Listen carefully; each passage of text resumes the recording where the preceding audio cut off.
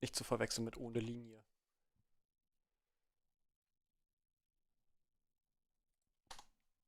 Der war schlecht. Verdammt. Mhm. Nur für euch. Ich mache hier die schlechtesten Witze. Nur für euch. Ihr wisst das überhaupt nicht zu wertschätzen. Ich habe vergessen, meine Titel zu ändern. Crap. Das ist gut. Das ist gar nicht gut. Oh, Humankind. Oh, er hat Das falsche Spiel offen. Ja, wusstest du nicht, wir spielen heute Humankind. Ah. Stream Manager. Wo sind auch meine Mods, wenn ich die mal brauche? Ohne Witz mal. Hm. Gute Frage.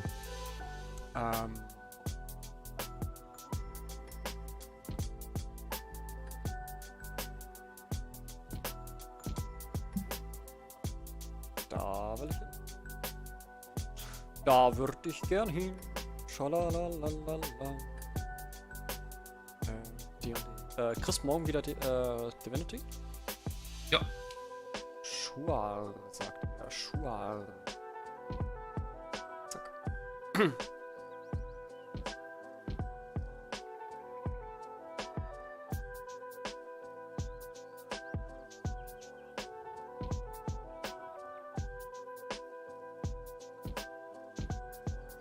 Dungeons und Dragons. Zack, da haben wir das auch aufgesetzt. Schön, dass wir das Ganze auf Englisch sagen. Ich bin Fan von.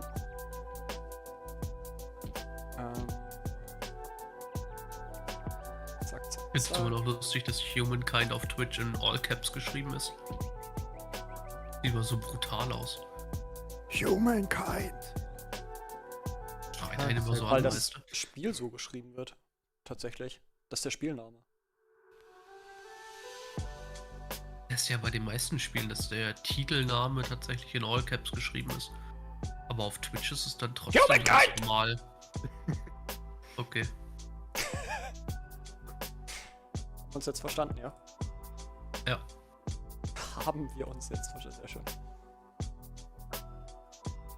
Ist diesmal zu verstehen gegeben. Zur In the Gänze. Dead. Sehr In the schön. Dead. Windelvoll. Die Windel voll ist anders. Da kann ich auch gleich mal ein Thumbnail reinschmeißen. Wenn ich schon bei diesem Was? YouTube drüber bin. Ein Thumbnail. Gott. Solange du kein Champagner drüber gibst. Champagner, Mail. Champagner? How to break the brain of the Yosuka. Okay, now he's talking normal again. His brain's back. Don't do that.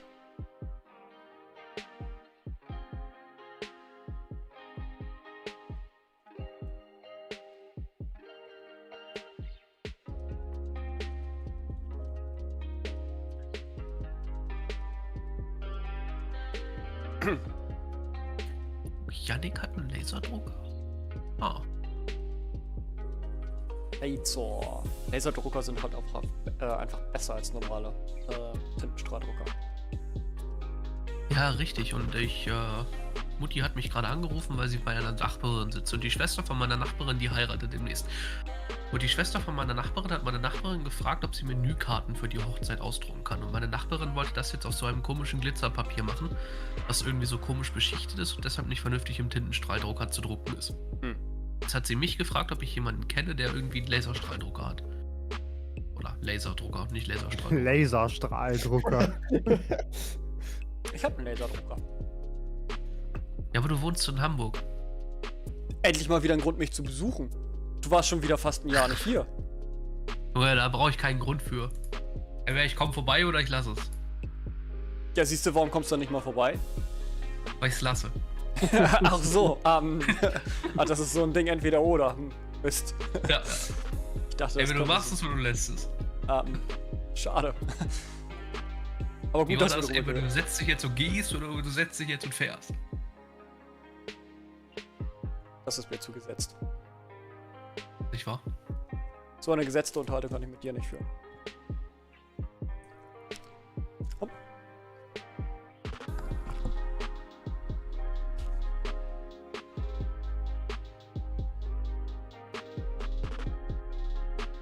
einfach mal ganz dreist in den Stream reingeknuspert mit meinen Chips.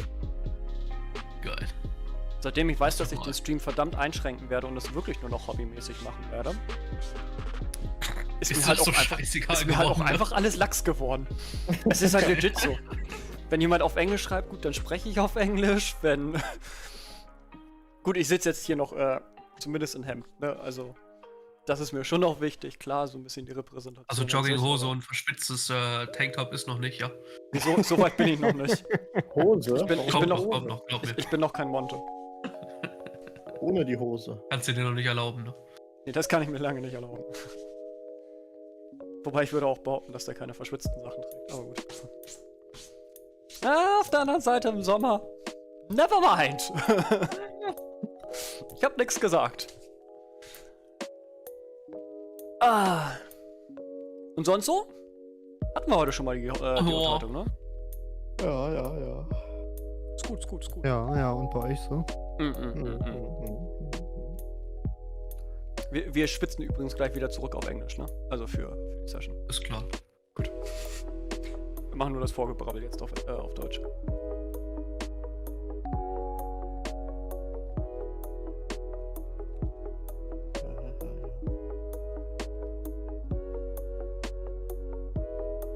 Roll20 bin ich, ja. Nein. Sehr gut. Wie ihr klickt auf Aktualisieren.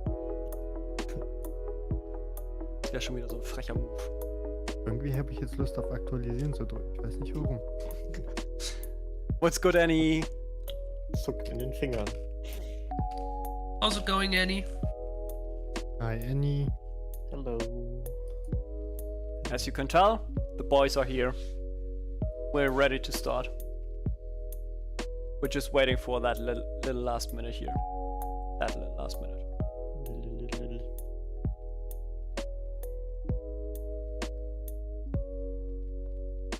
How was your day, Annie? Tell us. Did you have a good day? After going to bed like that late yesterday? Roughly 12 it was. I think we've ended our video session on Discord at 11 CEST, right? Ish. Yeah, around that time. So yeah, must be like 12 a.m. in Finland. Yeah, it was even later actually because Gensha, Annie, and I have been sitting around in your Discord for a while longer. Ooh, you mean so there's actually people on my Discord that are talking? Sometimes. Like there's activity on my Discord and you can meet awesome new people on there?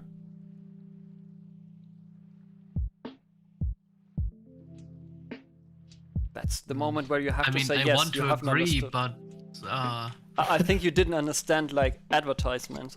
You will not get your payment today. yeah, my mom told me not to lie, so I mean, I know your ego is very big, right? But you can't talk for everyone if you're saying you don't meet awesome people there. Had a quite 1 a.m. for you. Oof. Quite a long nap today. That's good. A long nap is good.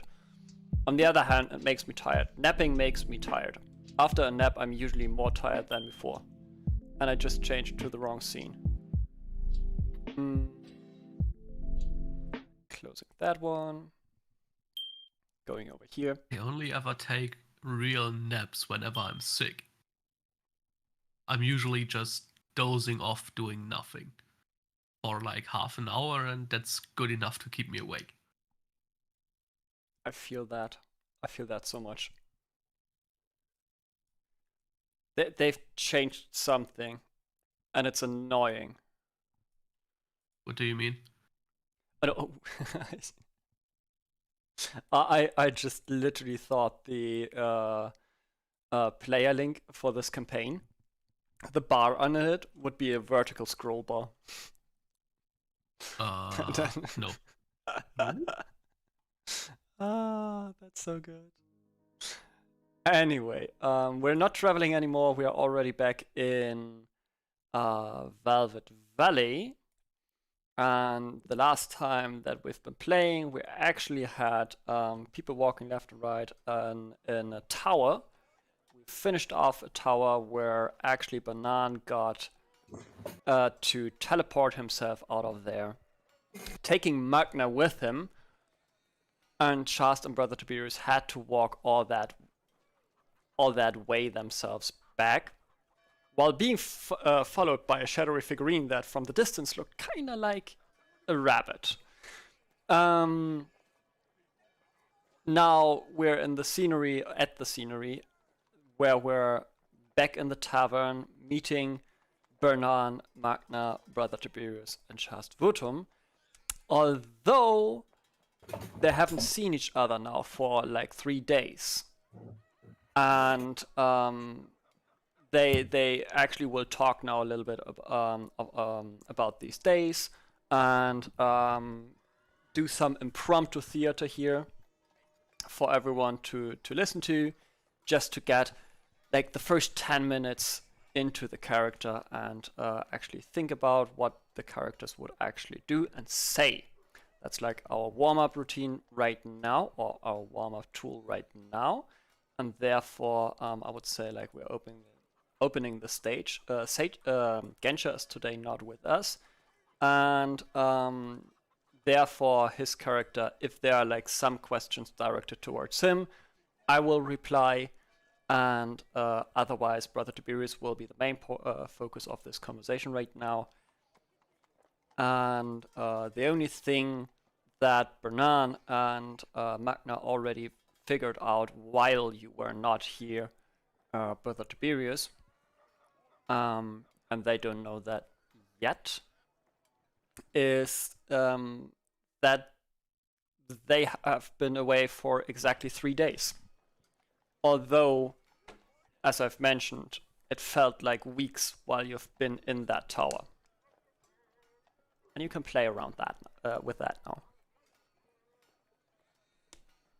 So, Brother Tiberius, you're getting to the table now with Shast and Votum, seeing your friends now the first time after 3 days of travel for you. Yeah, so the last time I saw them, they just up and vanished, right? Inside the tower. Exactly. And I remember that Genscher and I weren't too sure what to do.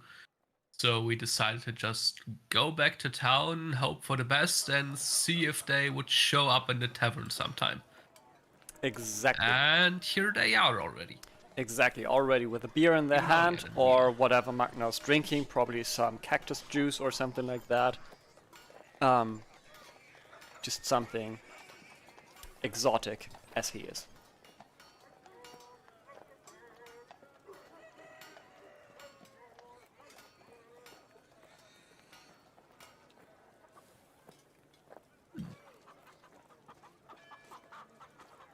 So, Brother Tiberius and Shast, you're back now. So you really came back to the town, but how are you already here? I don't really know. I played that music and then I stand in my house. Yeah, Magna's really confused. He was in the tower and then he was not in the tower. A perfect description of what happened. Really good. So the music that you played teleported you back to your house. I think so. Have you asked a wizard about that? Because to me that doesn't sound like anything, well, normal things do.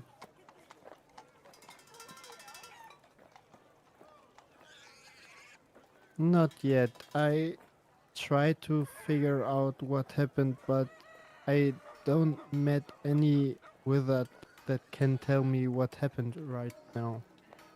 or right there.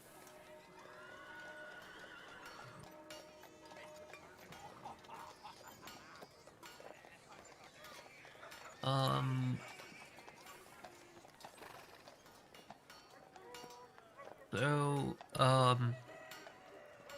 why were you so obsessed with that music to begin with? I don't know, I had a good feeling about it. And, well, it was good for us, but you were not with us in that place on the altar.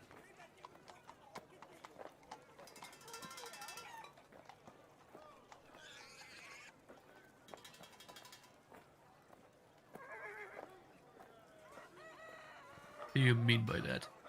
In the outer.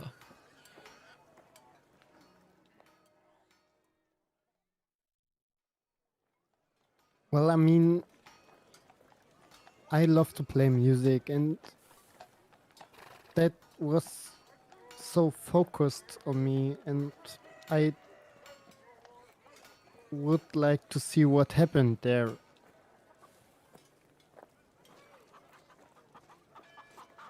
And now we know what happened there.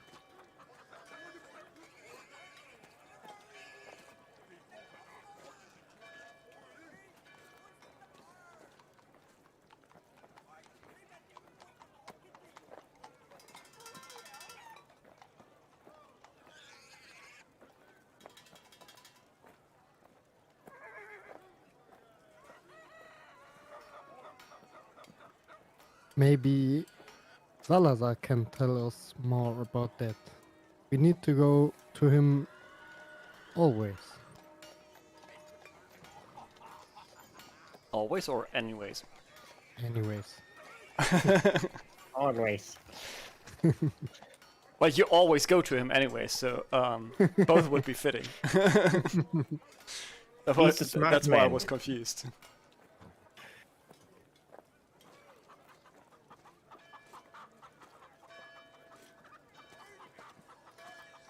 Yeah, but it's good to see you here, friends.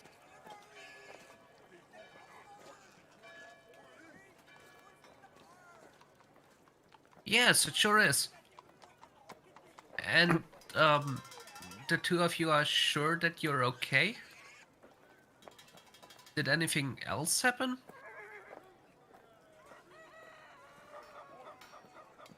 Did anything happen? You had fairly normal days. You can roll like a D100 for things that may have happened, but actually there's nothing really planned. So if you don't want something to have happened, there has nothing happened. Why? Why do I even say that?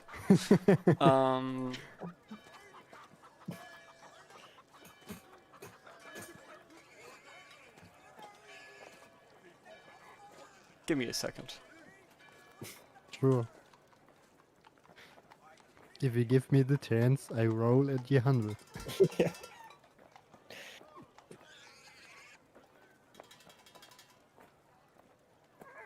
Yeah, Magna is still confused and was thinking about the stick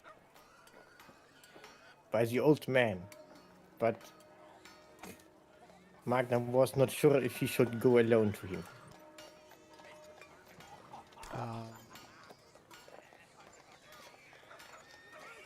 Stick. Well, okay, yeah. For a moment, you even confused me. That's the plan. Very good. Oh, right, the sundial, I remember that. Very good.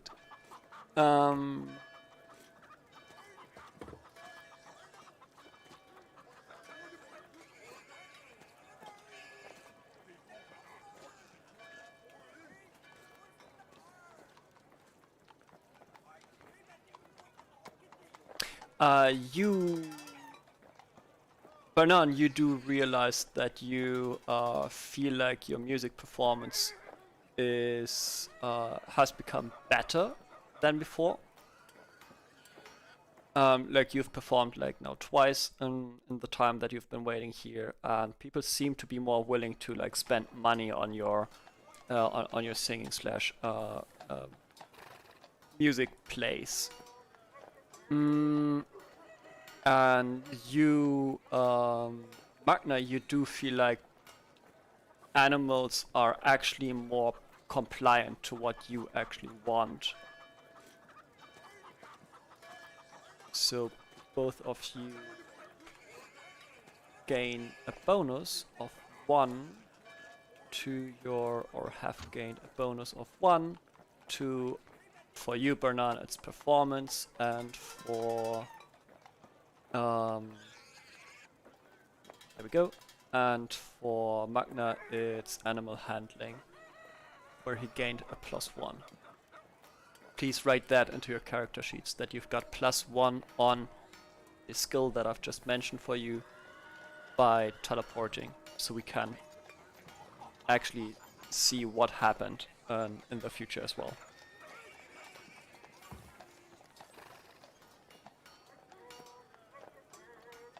Other than that, again, you've been playing some music there, Banan, so you most likely have earned like 2 or 3 gold pieces, and that's pretty much it.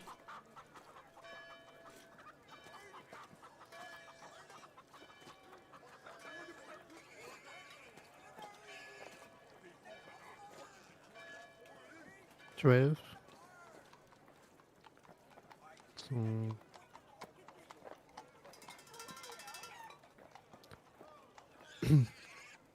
yeah, Brother Tiberius, I feel much better playing music.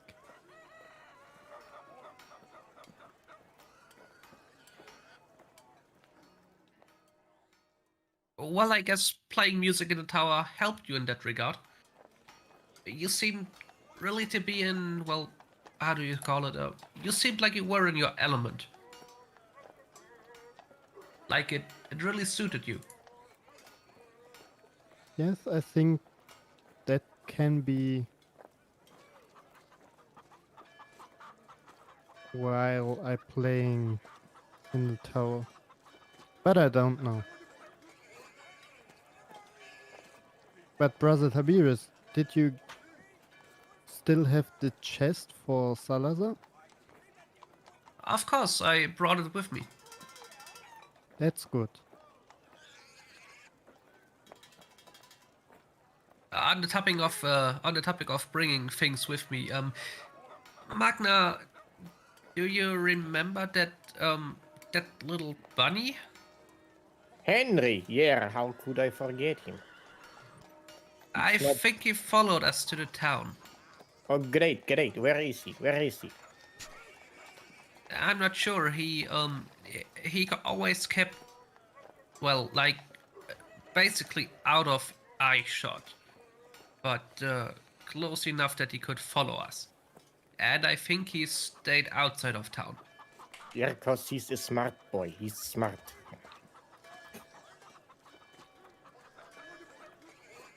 We should go look for him. Sure, why not?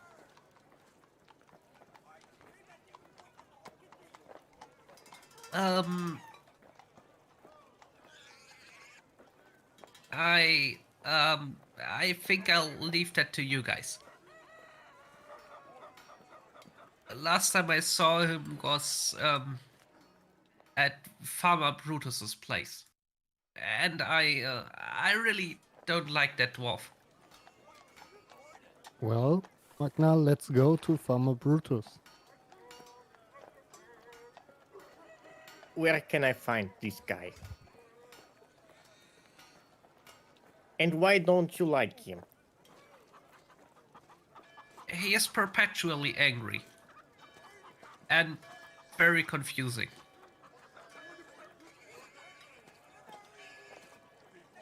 Well, everything here is confusing for me, but I'm not angry.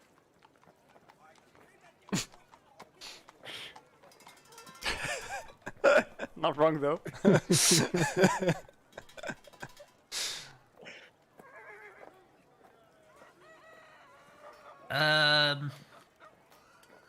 I'm not sure if it's a good idea to let Magna talk to him.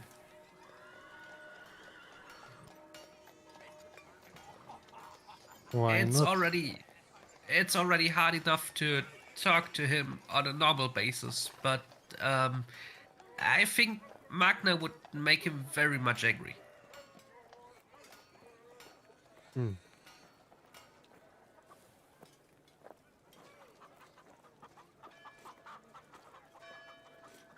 Well, did we need to talk to him? We only I don't. search for a rabbit.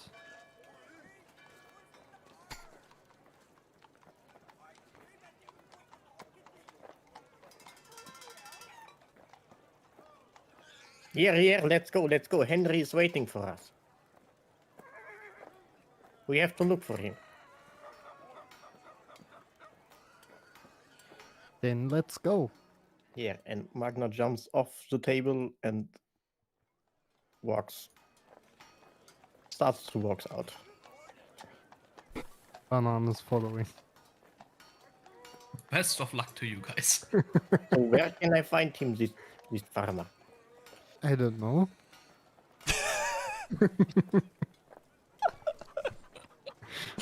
Oh, what did I do? I'm not Altix. Yeah, I know that. If those two come back and ask, I will give them a description of how to find Farmer Brutus. Only if they come back, though. Magna, wait a second. Magna, roll I a asked- d2, whether you come back or not as a group. 2 is coming back. We're All right. coming back. Alright, Wait, yes. I have a question. Where do I find this angry man? Oh, right. You can find him there, and I'll start describing the place and how to get there. Okay. Parnan, you know where it is? I have no idea. Yes, of course. Okay. I know that city. Okay. Yeah, he's been here for a couple of years now. Henry, we are coming! Oh no. Yeah, but both Just and you, Brother Tiberius, are actually agreeing on that it's a good idea because it's going to be night soon, that you will sleep and that you actually make yourselves at home again. At home. So both of you will probably leave to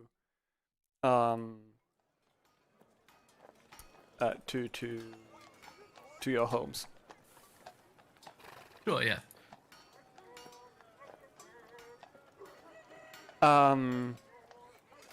I guess I don't need to ask whether you guys want to go there in the night. Or actually, well, you see that it's like going to be dawn, and I assume that you guys well, I don't care. I even can see in the darkness. Let's go and search for Henry. Let's go and search for Henry. let's go and search for Henry it is. So you guys are leaving the town northwards, and we don't have a map for what's to come. So therefore, we just take this casual map, just slightly above the town, to the eastern side, actually a little bit more to the riverside here. There's the place of the Angry Dwarf's place, and yeah, you're walking towards a towards the. Give me a second. Technically, you're traveling. And you're walking through the fields and towards this house of the Angry Dwarf, called Brutus. Brutus was his name. And as you approach, you already see that there are like multiple bunnies, multiple rabbits there, all over the field. They seem to be snacking on the green of the carrots, not though on the carrots themselves. And you see one distinct rabbit that at least you, Magna, see like easily. You spot that this is Henry, and that you do actually you do actually see him so specific because like you had this special bond with him, this connection. Bernan, on the other hand, he's like old white / grayish rabbit fur everywhere. There are rabbits everywhere. So exactly, there are rabbits everywhere, and one of them is slightly taller than the other ones. Oh, look, it's great. Henry brought his friends. It's fantastic.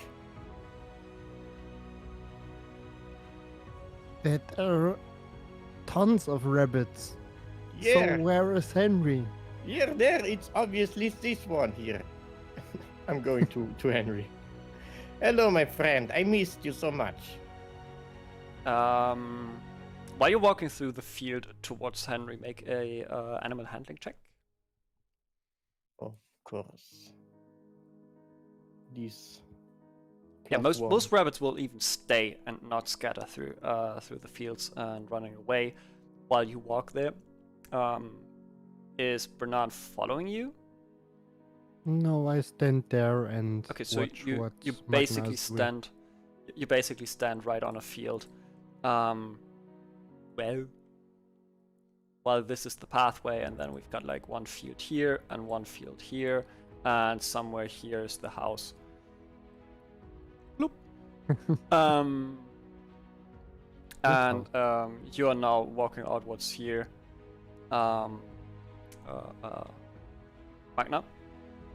And Henry sits here, looks over to you, and as you see and greet him, and be a happy guy, the rabbit seems to be happy as well to see you again. And yeah, the both of you now are kind of interacting if you want to. Yeah. I want to pet him and give him a hug. Ah, my friend, I missed you so much. But you made all the way here to me. Ah, that makes me so happy. Look, Bernan. Henry, come for me. That's great. You're shouting from the side of the pathway, actually. Yeah. Because like Yeah. that one is like a little bit here. From here.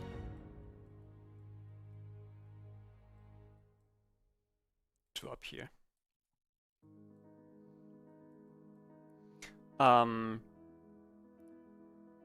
As you're speaking, you can hear some mumbling coming from the house.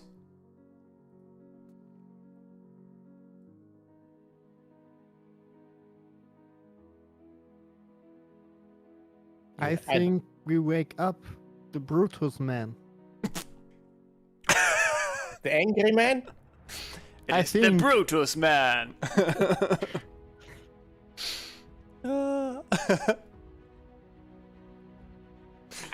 It's fine. Well, if you say that. Yeah, I mean, yeah, he's in there, but not angry, or? I don't know. That moment when you're saying that, you can hear some pots flying around. Well, I think he is angry. Oh no, maybe he's falling to the ground. Maybe he's hurt. Then we should go there and help him. Yeah, we should help him. Henry, wait here. I have to look for the Brutus man. Well, you put down Henry. You had him on your arms Yeah, before. You yeah, put down yeah. Henry, and he sits there now like a good dog, and like a very trained like a very trained dog. That rabbit is now sitting there. You get back to the pathway, and the both of you are now making their ways to beheaded, making your ways to the house of Brutus, and you can hear some from the inside.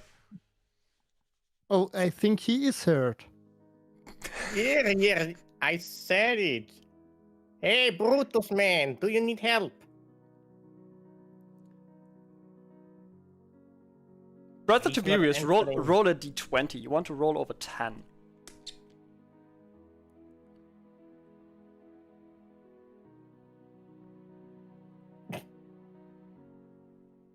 Great. You hear some more.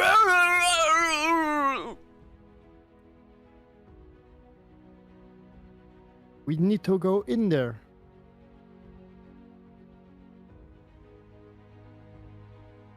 And I try to open the door. The door's not locked. Like, it's very commonly that doors are not really locked here. Only the people inside the city have like keys, because outside usually you don't need keys. You open the door, and I want you to make a dexterity saving throw.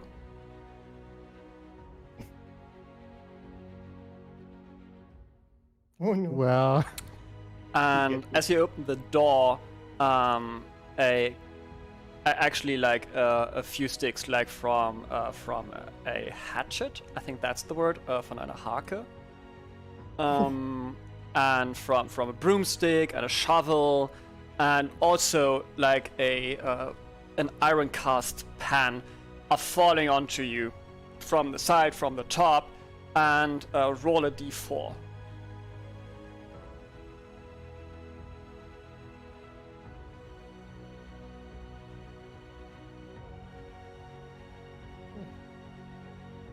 And you're taking 4 points of bludgeoning damage. One of the pans are hitting you right in the head, and make a Constitution saving throw. And you have like this big wound on your head now, on your forehead actually, and it is drizzling blood, but nothing worse is happening. As soon as you're sure there's nothing more falling down on you, you can decide whether you want to go in now, or you actually want to make room for Magda, who just stood there and literally watched it, because that has happened in like a second or something like that. Magna, something has hit me. Oh no, you get attacked. No, You saw in there. you saw what has hit him. He doesn't have like dark vision, does he? Oh wait, you have. Never mind. I have. So yeah, Magna both of you should have seen what actually has hit him. Yeah, I don't care. It's a sword that Magna has. He wants to run into the house and looking for some enemies. Sure, you're finding a Brutus broomstick was- on the floor, and an iron cast pen. You actually unsheathed your sword, or how do you run into there? Yeah, I want to run in and take my spear in my hand. Okay, you take your spear in your hand. Carrying more sticks into that room is certainly a good idea after that all crumbled on. I have to protect them. I have to protect them all. A man was screaming. You're even shoving Bernan inside, right? Because he was sitting in the dawn fray. Yeah. Yeah, make a strength throw. Ooh, that's a good one. That's a very good one. Yeah, okay. You can't move him. For a moment you're like hesitant, because like you're trying to get your spear from the backpack and it is stuck, so you want to move aside of him and you bump shoulder to shoulder, and then you get your spear up and you're happy because you want to bring it forward, but you can't because now it's stuck outside on the door frame and you're already inside. Make a dexterity saving throw, because you were in full sprint. And you're sweeping your own feet, basically. But you can hold your you can hold your balance, but you drop the spear. you're standing now in the room that you think is dangerous because there are enemies. And the door frame seems to be your hardest enemy that I've thrown at you. Now the enemy's taking my spear away from me. And then you can hear from upstairs, I know from somewhere else, on the ground floor, not from upstairs. You can hear a, "Who's there? Who's there? Am I attacked? Am I being attacked? I'm here to protect you. Where's the enemy? Where's the enemy?" And you can hear some more pot rattling. "I was just starting to cook, and now you're here. Who are you?" I'm Magna. I'm friend from Brother Tiberius. "Brother who? Tiberius! I don't know where Tiberius. He said you were an angry dwarfman man. Who is angry?" And now you can hear him unsheath something. And heavy-footed, and every second time there's a clunk to hear. He's stepping towards you. You hear a thud, and then a clonk. Thud, clonk, thud, clonk. Oh, Bernan, what should we do? I don't know. I don't think he's in danger. We should leave now. After the door already killed you. Are you sure? Yes. Okay. Let's go then. And then I try to. Okay, we get go. out. You can stay where you are.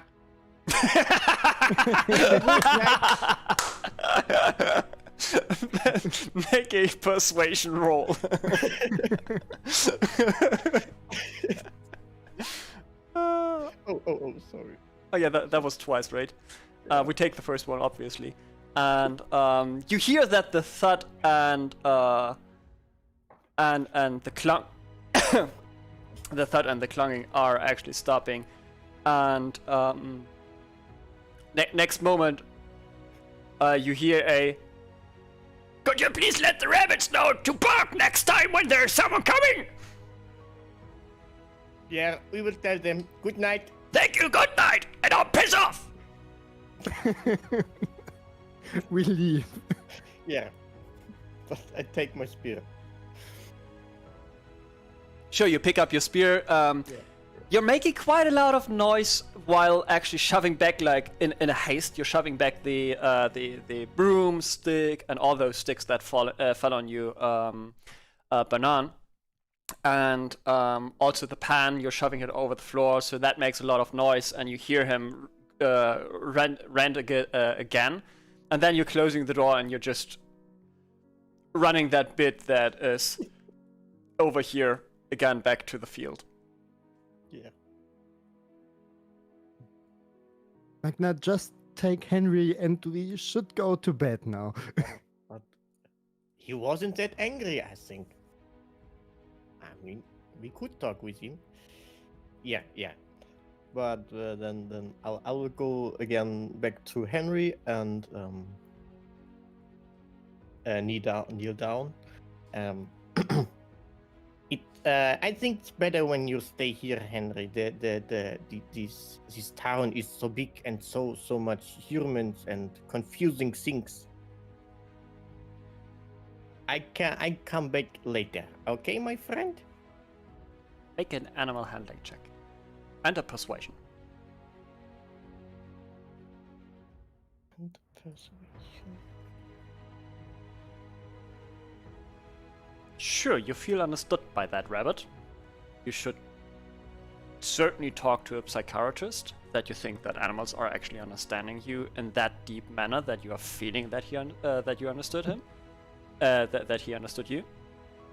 But he's sitting there, and for a moment you start thinking that he's building up a little tear in one of his eyes, but then eventually he understands, and he's just staying there as you leave. Wave him, turning back now and then, and wave him goodbye, and he's like waving with his ear again, which is like a trick that he learned just by you, just by the first time you two have parted. But then you remember that actually, like, brother Tiberius, that Farmer Brutus has told you to let the bunnies know that they should actually bark next time when there is someone coming.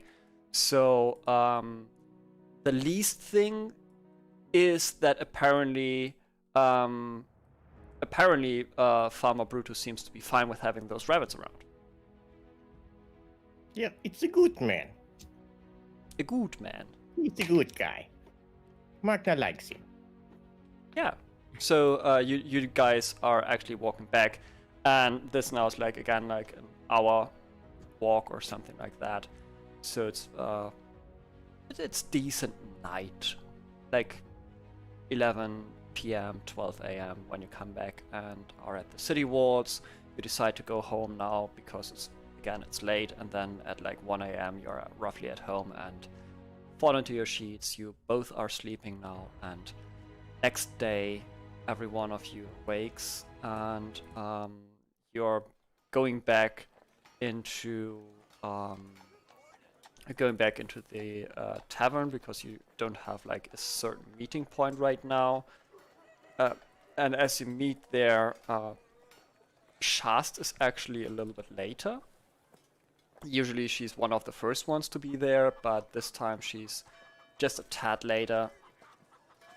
And seems to be excited a little bit. And you guys are now like fully rested. You've got all your HP back and no exhaustions anymore, of course. And therefore you can start role-playing once more, and then decide as well what you want to do now, how you want to plan your whole day, because you have like a whole day in front of you, and so little time to rescue the world. No, wait, wrong universe. So little time to actually catch up on those things that you wanted to do.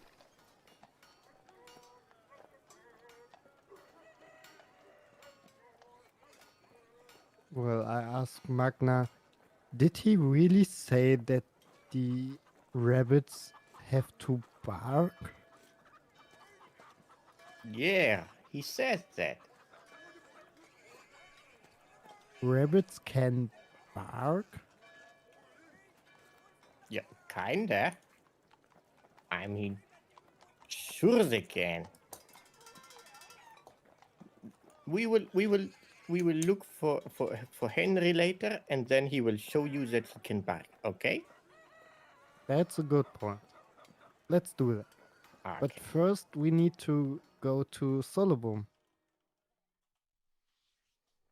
We need to bring him his chest. All eyes on Brother Tiberius. I pull out the box and What's put in it the on the box? table. What's in the box? There is the box. We will never know. That's the moment when Shas is actually now like appearing, and then again she looks very excited. Not exciting. She looks very excited and kind of happy. But like, Welcome to the party. everyone's dead eye on the box, I guess. So guys, should we bring the chest now to him? Well, he is waiting for it. Then we should bring him the box. And after that, I need to hear some barking rabbits. Yeah, sure, let's do that.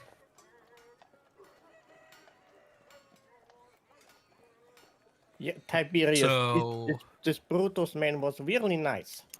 He loves the rabbits, and he's a good man. Maybe you misunderstood him the last time you've met. Are you sure you didn't take a wrong turn? Absolutely. Yes, he's a little bit loud, okay. but he's old. Yeah. Maybe he can't hear that good. You didn't even see him. You don't even know that he's old. Like, just, that's a blunt lie for you. Just assuming things here. Yeah, love he was it. just screaming at you from across the house. Yeah. I like it. I love it.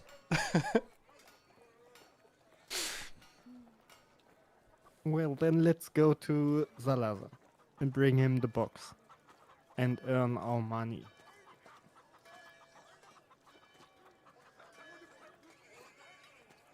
While you're saying, Brother Tiberius. while you're saying that, Sorry? just says, I know, I know that we have to collect our reward, but actually, guys, I've got a once in a lifetime opportunity, and I would really like to take that. Would that be okay for you? I would be a little bit parted from you, but you guys can write me. You can write to the Hunter's Lodge here, and we can stay in contact. But I really want to. That's a once in a lifetime opportunity. I can hunt down a very rare animal. We're not going to kill it, Magna. No worries. Yeah, I hope. I will hope for you. Or I will come for you.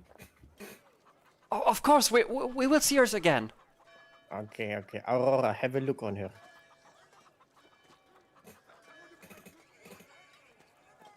Are you okay with that as well? Brother Tiberius, I know you've lost so many friends. But I'll stay friends with you. You can write me a letter every day or every second.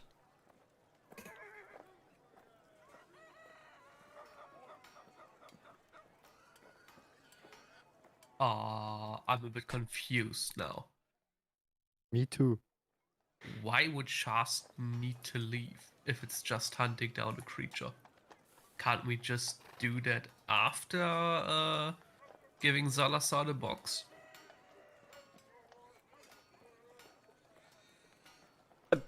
Well, ask the questions.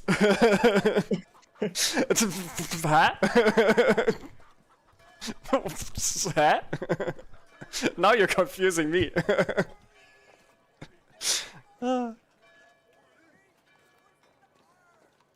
No, it's just that needing to hunt down a creature doesn't really seem reasonable to leave the group. Well, are you hunters? Why not? Some creatures appear just in the morning, so maybe it's just this chance she has. So if Oh no, it's not about today. We only found tracks of it, and we want to hunt it down and track it down, and we need to find it. And this may be a really big thing for science as well. And then, well, this may take maybe a week or two, maybe even 3. And therefore I would need to leave the group.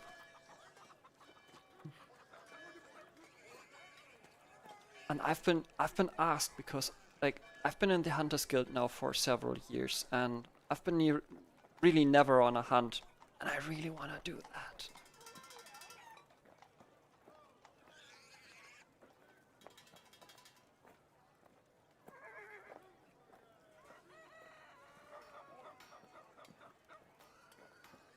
yeah, if you have to do it, you just go and do it.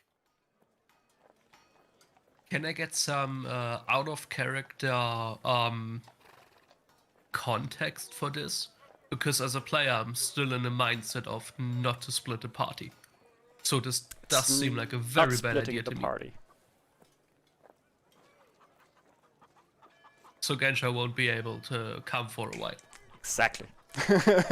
Why didn't you tell us that before? Because I wanted, like, a true reaction here. Full stop. And I've also talked to him that I would lead that into this and that he will give the reasoning later on. Full stop.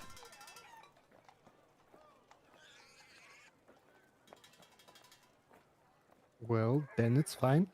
In No. that case, it's fine. You convinced me. If you're not being controlled, Chast, then it's fine. But if you're possessed by another worldly creature, then it's not fine. I would argue that Dungeon Master is quite the otherworldly creature. Yeah, But that's for another day. he is. He is, as well as every other player. That's why I say, like, if you... Anyway, back to the game. So she's basically asking you to leave for a big hunt, and that big hunt is basically tracking down a legendary creature that is that has been searched for quite a while now, and now they've found footprints and they want to actually investigate on it, and she's one of the capable hunters that have been asked there, and therefore she wants to leave the group. And not leave the group, but she wants to like take that opportunity because she knows that may never come back to as an opportunity to her. And after all, she is a hunter and wants to fulfill her duty as a hunter. Well, just we are going to the south of the continent. Did you find us there?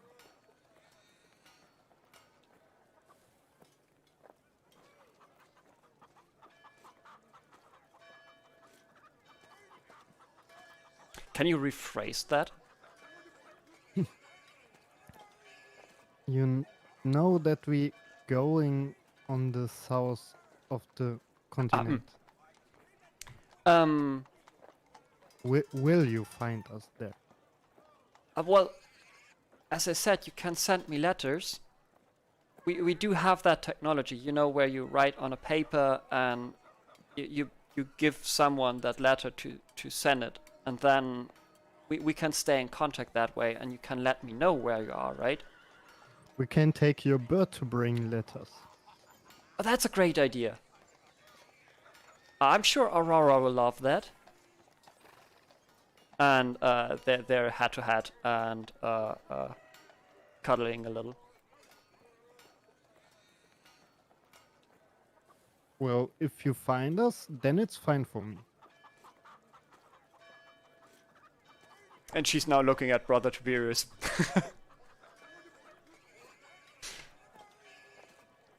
Is there anything we can help you with?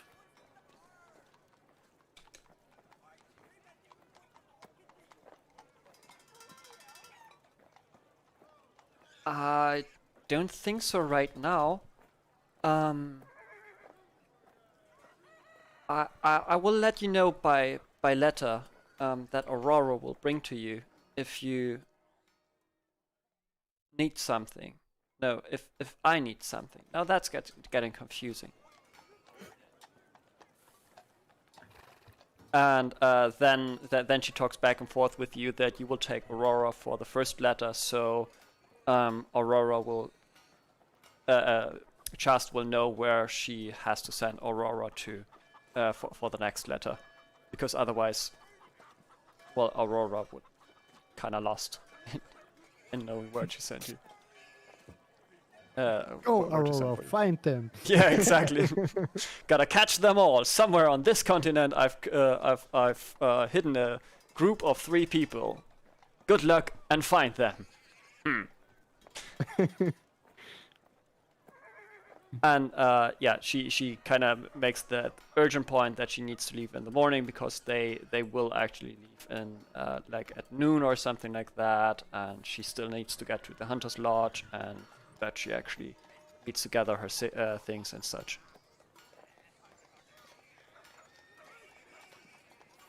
And therefore, she like presses that she really wants to do that, and unless like Brother Tiberius now says no, she will leave.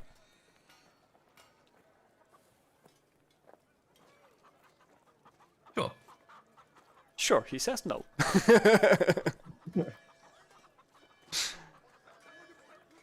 Yeah, and then he gives Brother Tiberius a bear hug and says, "We will see us again. Don't worry." And for the first time, she pats him on the head and shows some like real like compassion towards him, and then she waves the others goodbye, and therefore she leaves now for a uncertain amount of time. Before she leaves, I say, be careful with traps. Sure, yeah, you've certainly taught me. And then she waves again and leaves the door.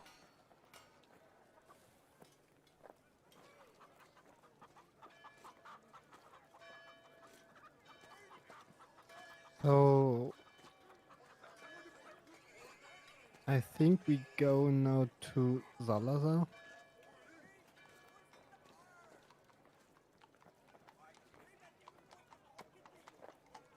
Yeah, let's do that.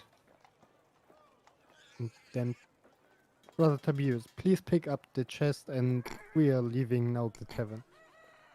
Still afraid of the ghosts here.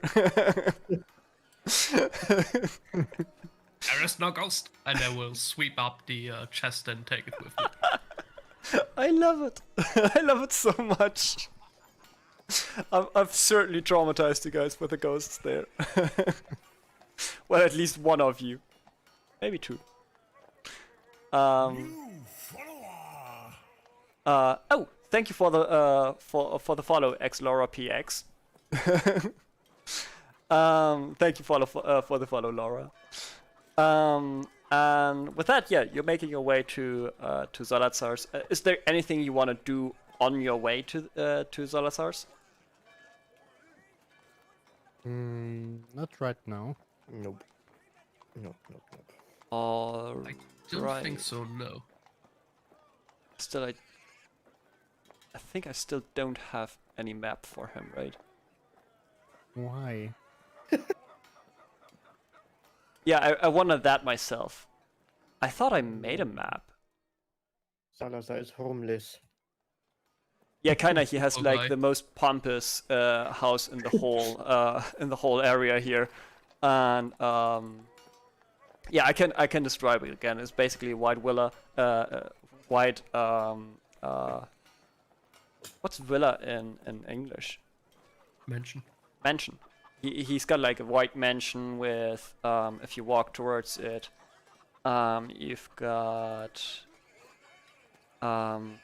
this would basically be the house, and then that would be the roof, and right here you've got like that round staircase coming off from here and here, and then this right here is up here a balcony, and then you've got like the two doors here, and you've got actually those pedestals where actually living creatures are standing on, that are dressed like slaves and look like slaves but not behave like slaves. They literally look like human figurines, and they have chains that are leading into little huts that are right behind those pedestals.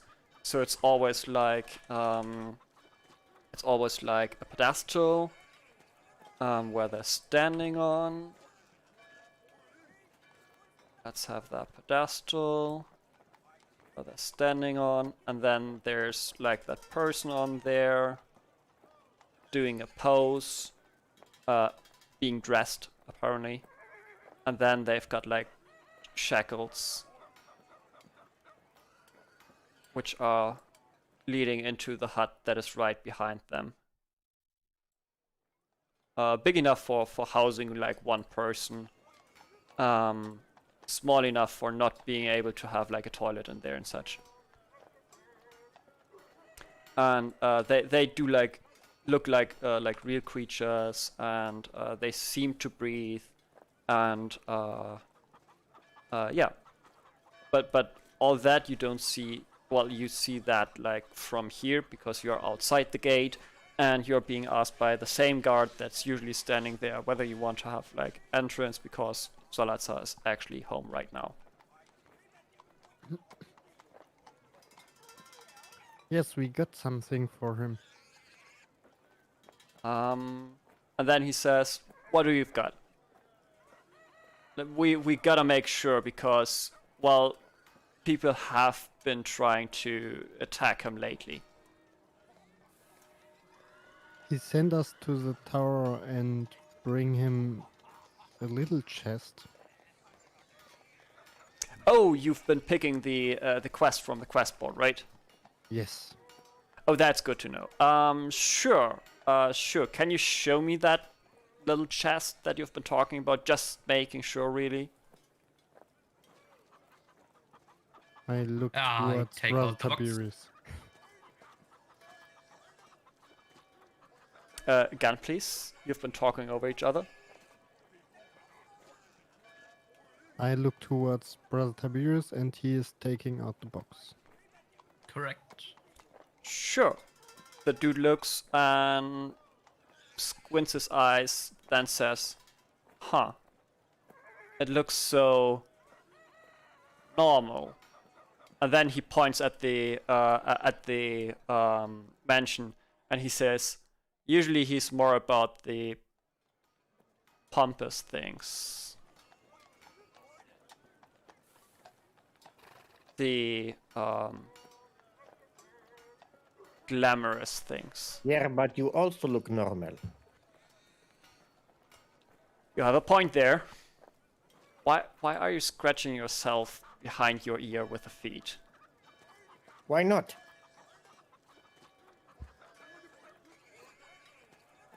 He's blinking a couple of times, and you seem to have destroyed his worldview, and at least like in a positive way. And he then scratches his head with his hand and says, "Sure, yeah, go in. Don't confuse him too much. He's already confused enough." And he makes the other guards open the gate.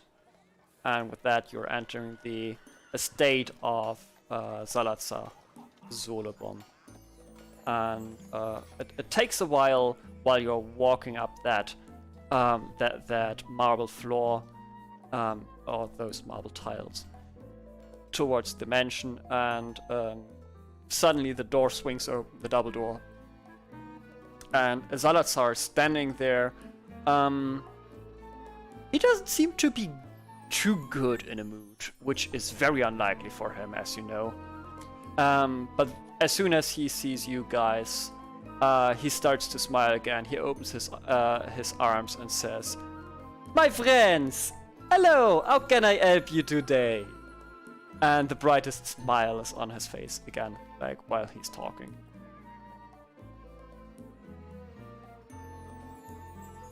Hello, Salazar. We are here to bring you the box. Oh, we gotta work on that pronunciation. The box? Oh yes, the box! Show me, show me, show me! Come up the stairs, come up the stairs. Let's go inside. Shall we? Sure. Sure. Yeah, why not? So, yeah, we follow him. Yeah, like passing the last quotes, slaves. In quotes, slaves. You walk up the stairs and you kind of feel like home-ish here. You've been like now here 5 times already, and you've been always so welcomingly welcomed, so warm-hearted welcomed, and therefore you just take it as granted that he's inviting you inside, and you now go inside. You're always going into the same room, which is still crammed with these all magical items. One of them's now actually glowing. A few of them are now flying in the air around, and then he's sitting down behind his desk, puts his hands on the table and asks, "So, where is it? Can you show me? I mean, we are going to have..." pull out the box. He's looking at the box. "Was it a big trouble to get the box?" It, well, it wasn't easy. There were, ghosts and Yeah, they chests nearly that killed weren't me. really chests. But you haven't killed any of the ghosts, did you? No. I don't believe we could kill the dead, no. Oh, well, you very much can do. You very much can do the kill the ghosts. Those are actually no ghosts. Those are actually creatures without a body. I'm not sure if that's more or less terrifying now. Oh, it is very much less. If you stay long enough in the tower, you will lose your body because it will rot. And that is the Magna accent. That is not the French accent. Oh boy! Confusing, I know. Say, but so how long would you have to stay in the tower for your body to rot? Because it always felt like we were in there for weeks. Oh, you have been? Well, have you been? I'm not sure. I mean, it is almost a week since you have left here the door. I'm pretty certain that is not weeks, as you said? No? No more than 5 or 6 weeks. Maybe Oh, years. I that is feel so much older. You do look very much older. Yeah. Have you been I- touched by the ghost? Yeah. He touched my hand, but not in a good way. Oh, that is very, very sad to hear. Yeah. I think that can be a very interesting experience, being touched by a ghost at your art in the other way, in the good way, as you say. Never mind. Actually, it would be centuries that you have to go in there, and then, like in our time, it would be. But the time is going a little bit faster in there, actually. So you don't lose time in our world. It is kind of a little other dimension. I would call it Tower of Time.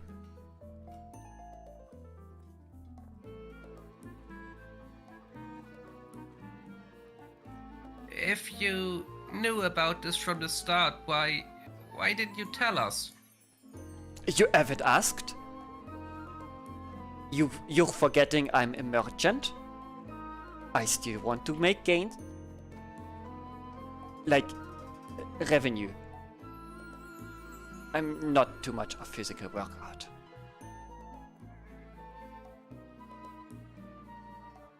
But you're missing one. What has happened to the charmant lady you've been with? I'll just stare him dead in the eyes. Tell him, "Ghost." Too soon? It's always too soon. Well, she leave us for a ride to hunt a beast. Oh, I've heard. A mythical creature from enormous size. Yes. A once-in-a-lifetime opportunity. Very wise of her to take.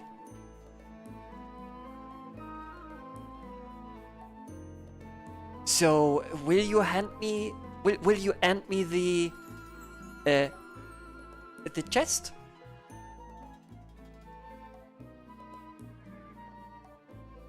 And he's Sure. and he's nervously starting to rub his fingers at each other, on each hand, and is looking at the chest. Sure, you can take it. I'll push the box closer to him. Oh, didn't got that you've put it on the table actually. I only heard that you took it out. So yeah, he grabs it, and then he looks at you guys and says, "You've got to know, this is an ancient relic. this is something most people forgot how to manufacture. And then he's opening the box with like a key that he had around his neck.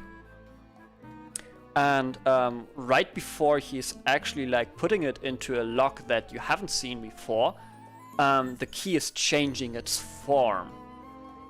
And then he's turning it, turning his hand, opening the box, and inside there are like little pieces, bits and pieces that have like little notches on the top, maybe little holes on the side, and then he's taking out like piece by piece, and on each of those pieces are lines to be seen. These are like metal pieces, which are very much looking in like each of those pieces like a part of a relief of some sort of logo / emblem. And he starts to like immediately he starts to be interested in that. Almost forgotten that you're there. He's starting to match the first two together, and he's puzzling those pieces together. And then he starts building a bit more of these, and he says, "Oh, that is going to be very difficult. And you sure you haven't lost any pieces of this? Because this will never finish if we are actually missing a piece." Well, we don't know if there's any pieces missing. We never opened the box.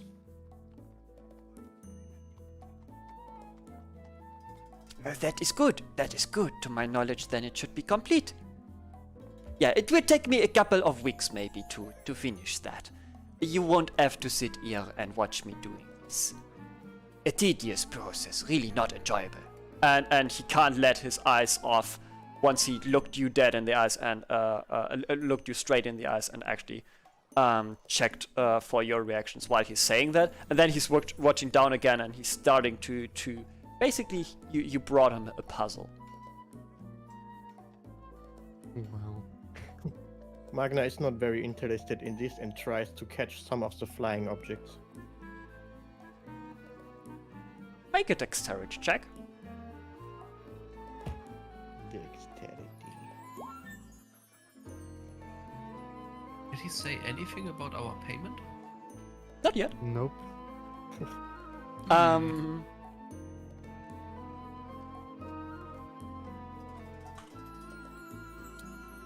Cool. Yeah, you're catching one of the objects, which looks like a bug, and was flying around. Basically, Like- a golden bug. Ooh. Maybe a scarab, something that nature. It's glowing. Do not take the golden scarab. It's glowing purple-ish, but its aura, where it usually would fade, is fairly harsh. So it looks like a bubble, but the outsides are frenzied. Frenzied? No. Ausgefranst. Frenzied? No, not at all. It's not frenzied. Frailed, I think it is. Right. Frayed. Yep. Fringed, tattered. What's good, Permut? Nice to have you.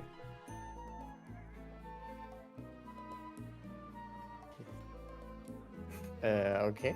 I want to put this in my bag. Make a sleight of hand. Of course.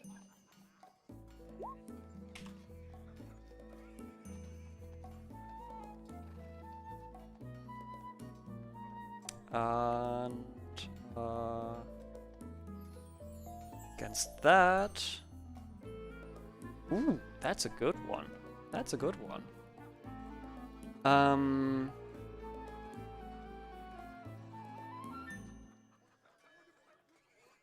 Sure, why not?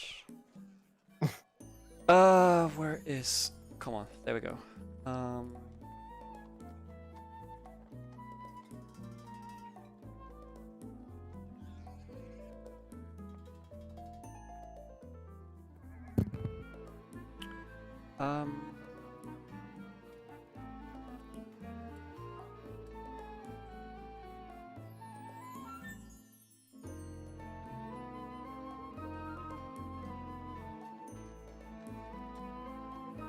Sure, yeah.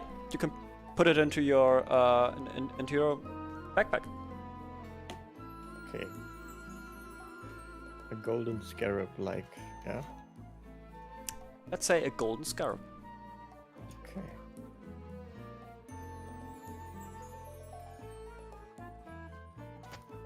Great. We didn't see that, yes?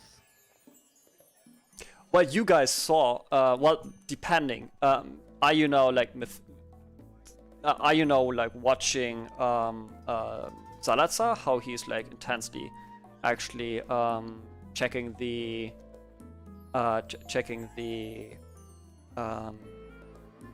the puzzle and starting to puzzle, or are you now bored as well? Well, I'm bored as well.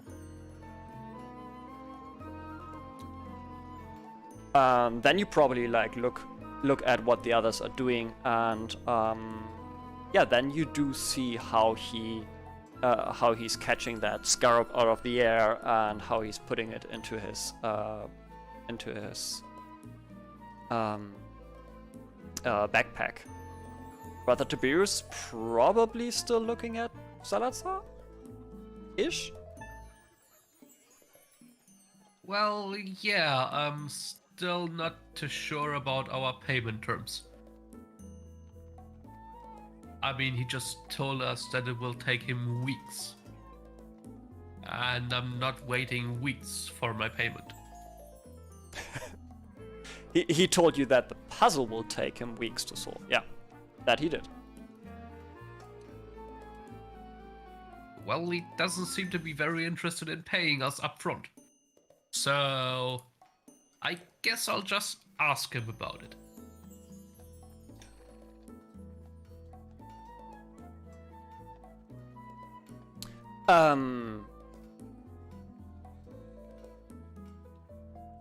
Do so.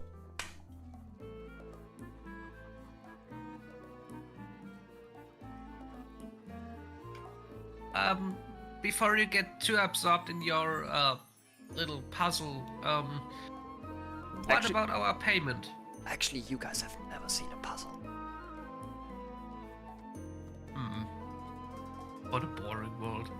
Not even puzzles. Those jigsaw puzzles, as he said, like they are like they people knew them and they've like vanished the Earth, the side of Earth. They've vanished from side of Earth, and that this is like really like one of the last ones, and you would say like before you're finishing this here, instead of like if you're before you're finishing the puzzle. But like it's fine. I just wanted to like make sure that you guys know that actually for your characters it kind of feels like they found something really really really cool, or at least like something really extraordinary. But that being said, he now looks up and looks at you and says, "Oh, sure. Where are my manners? This very boring and very really not worth talking about." And he looks down again, and he seems strangely drawn to that puzzle, like strangely absorbed by it already. And then he and then he waves, and 4 people are coming in, and he says, "There was actually an agreement that everyone who worked on this would actually get payment. That should be enough." And then and then he gives you guys the or actually like one of the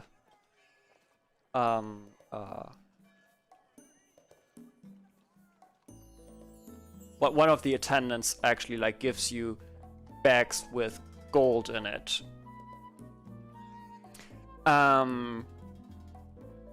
This is the moment where you realize that you still got something out of the tower, Bernan.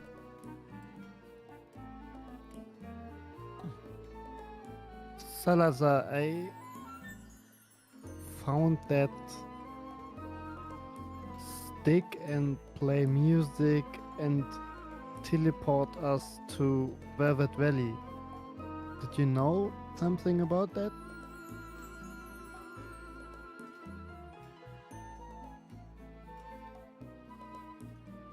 Now he makes like a waving motion over the puzzle. For God's sake, it is a puzzle. And all of a sudden he doesn't seem too drawn anymore into the puzzle, and so he seems to be still conscient enough that there are like more priorities or higher priorities than this puzzle. He doesn't seem to care about money too much. And then he looks at you and says, "Oh, that seems interesting. Interesting enough that I would intervene now. Stop with doing this here. Which is quite boring, honestly. It's really... I know you guys wanted to, but it is very boring. I'm very sure you don't want to do this." And then he says to you, "So you've been at the top of the tower, no? Yes, You've been playing the homecoming music. that's right. That is very interesting. That was very dangerous, very brave of you, very dangerous and very stupid of you. Why? It could have killed you, if not done properly. But I'm still here. Which kinda means... I'm still alive. properly? You could have killed me with this. Seems so. Oh, you But- even brought someone with that? Yes. That is even more dangerous. Yeah, Banan, this was dangerous. Very dangerous. Yes, yes, You yes. almost killed me. I'm still confused. Oh, confusion is a very normal thing to feel. Like the first time you teleport, really unpleasant experience. And then I put a coin out of my backpack and say, when we arrived in my home, I found that coin in my hands. Now that is interesting. And he takes the coin. May I? And he Sure. already has it in his hands, and it starts to float above his hand. And he's just doing some finger motions, and it will twist and turn in its hands, in his hand. And it is like a little bit lighted from the glove he's wearing as well. Like there's like some light emitted from the glove after he like tipped with his thumb on the tip of his finger, of his index finger. And then he's looking at it and he says, "This is a golden coin. It is a round golden coin. And I would even say there is a musical instrument on it. Is that correct?" Yes, that are drums. Oh, these are drums.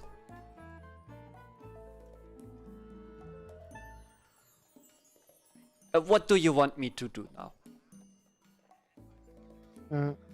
I think I thought you know something about that coin. Well, I do know something about that coin. That is correct. So what is that coin for? Oh, you can trade it for an item here. And he Where is it? snatches That's for. the coin out of the air. It is always for that what is on that coin. It is for the one that is using a magical item in that he found in that tower, and I've placed that there so someone would come certainly back and actually bring me the chest. Like every one of you should at least have a coin or a magical item out of this tower.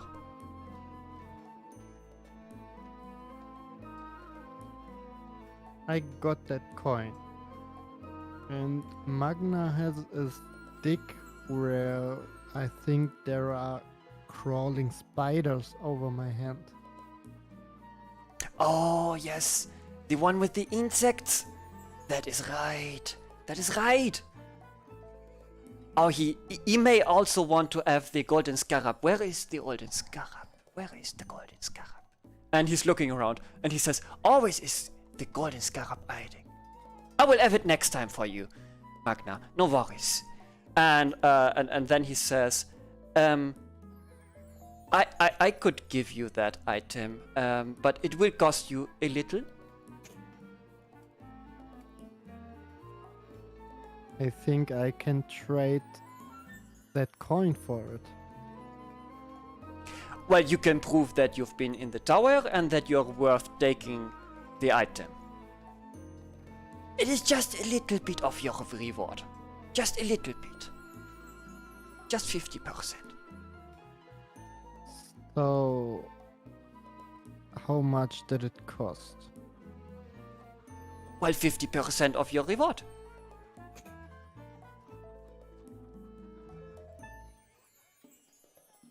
It's that The moment item. where Brother Tiberius started to hate Salazar.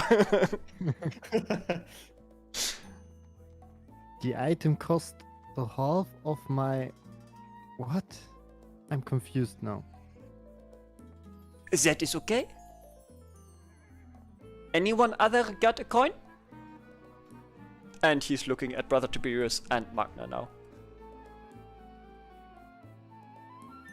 Brother Tiberius shakes his head.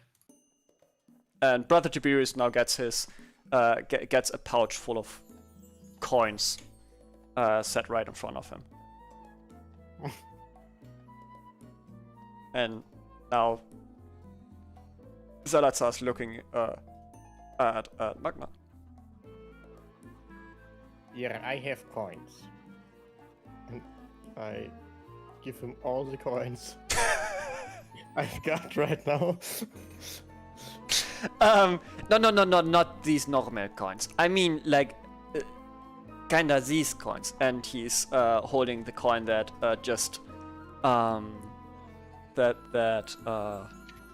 Bernan was just giving him. In front of your face, yeah. No, no, Magna don't have such a coin. All Just right, this all one. right. In that case, you have your gold as well here, and another pouch with gold is, or another pouch with coins is actually placed, or pieces like currency. God damn it, is placed in front of you.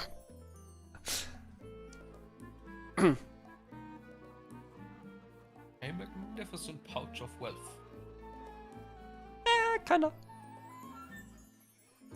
Although I'm kinda. Wait, you still have the plate of wealth, right? You.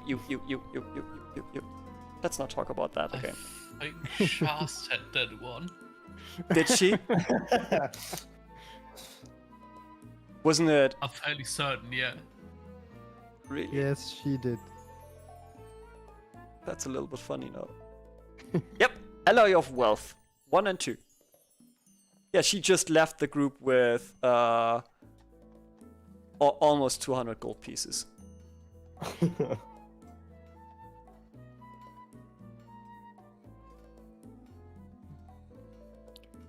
So if I give you that coin, what did I become for that? What do you get for that? That is very easy. Pretty much what is on that coin. So, did you have it here right now? And he gets up and says, "Nobody touches the puzzle. I'm watching you guys." And then and then he places like two attendants right in front of you, and they're staring at the puzzle, and then he walks around the house, and after a while, like 10-15 minutes, you still don't hear anything about him. 30 to 35 minutes, still don't hear anything about him. And then all of a sudden you hear like a rhythmic drumming coming closer towards you. And then he stops right behind you guys. And every time you hear that drumming, you hear a strange sound emitted, and you get a lot of warmth from behind you because he's standing right behind you, Brother Tiberius. So as you turn around, you see that there's like flames shooting out of those bongos that he's holding in his hands, or not holding in his hands, that are like floating in front of him, and he's drumming on these, and very happily and cheerful drumming on them. And every time he slaps them, there's like a little flame coming out of it. I take a big step to the side. To the left. Slide to the right. Yeah, exactly. And slide to the left. Yeah, and then he says, "I would say that is what you would get for half the reward."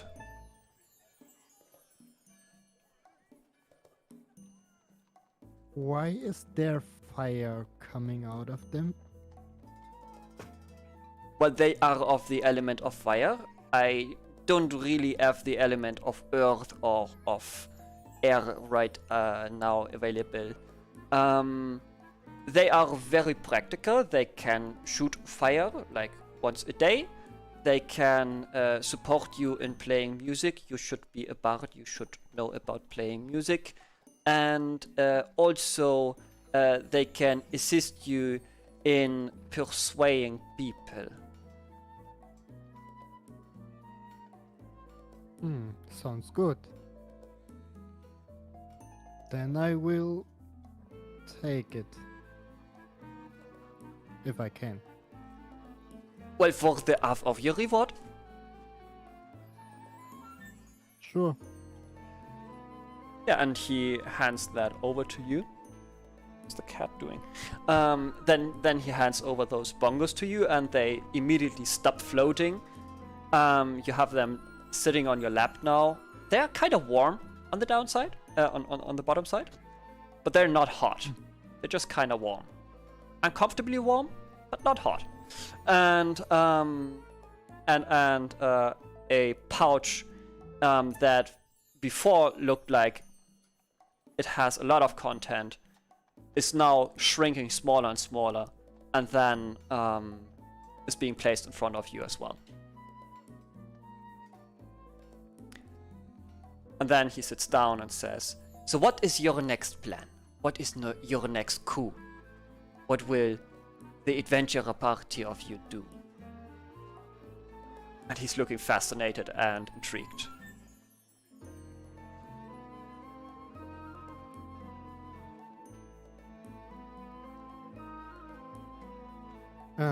We take a ship and are sailing down to south. Oh, into the south. You will want to wear not too warm clothes. In the night it gets really cold, but not too warm clothes. You will want to wear protective armor against piercing enemies. I've heard of dinosaurs. I've never been to the south. It would burn my skin. That's good to know. Thanks for the info. Oh, you're very And for welcome. the drums. Well, you are very welcome. You've shown yourself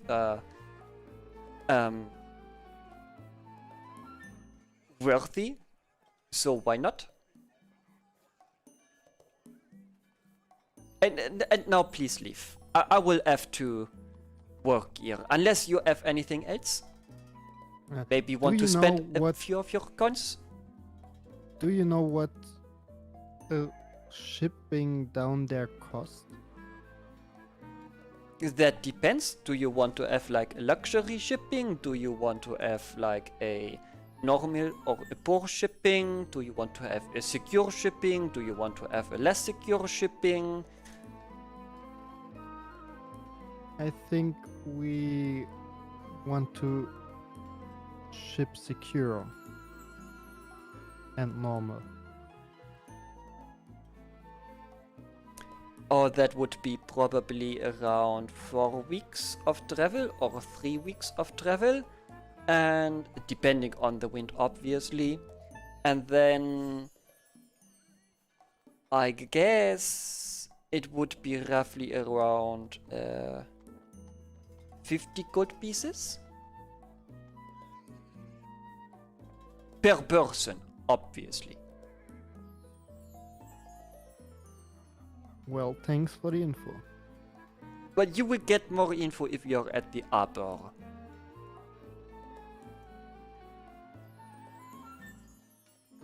Then we leave now and have fun with your work.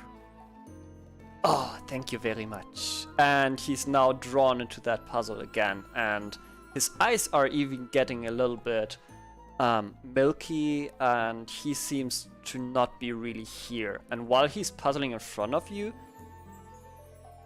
make an Arcana check. Every one of you, if you want to. Yeah. Let's not talk about that. It's a puzzle. Yeah, it's a puzzle. It's pretty much a puzzle. And he lets you know that this is a puzzle. And your ancestors' ancestors' ancestors' ancestors' ancestors' ancestors' ancestors' ancestors may have actually puzzled one of these.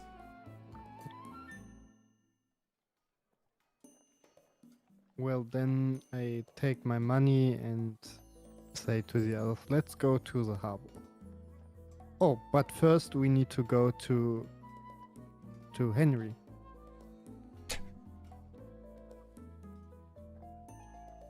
Who is Henry? Who's Henri?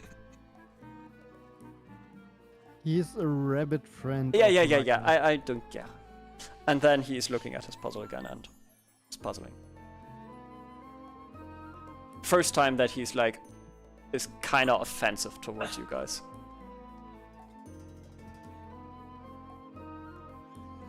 I think we go.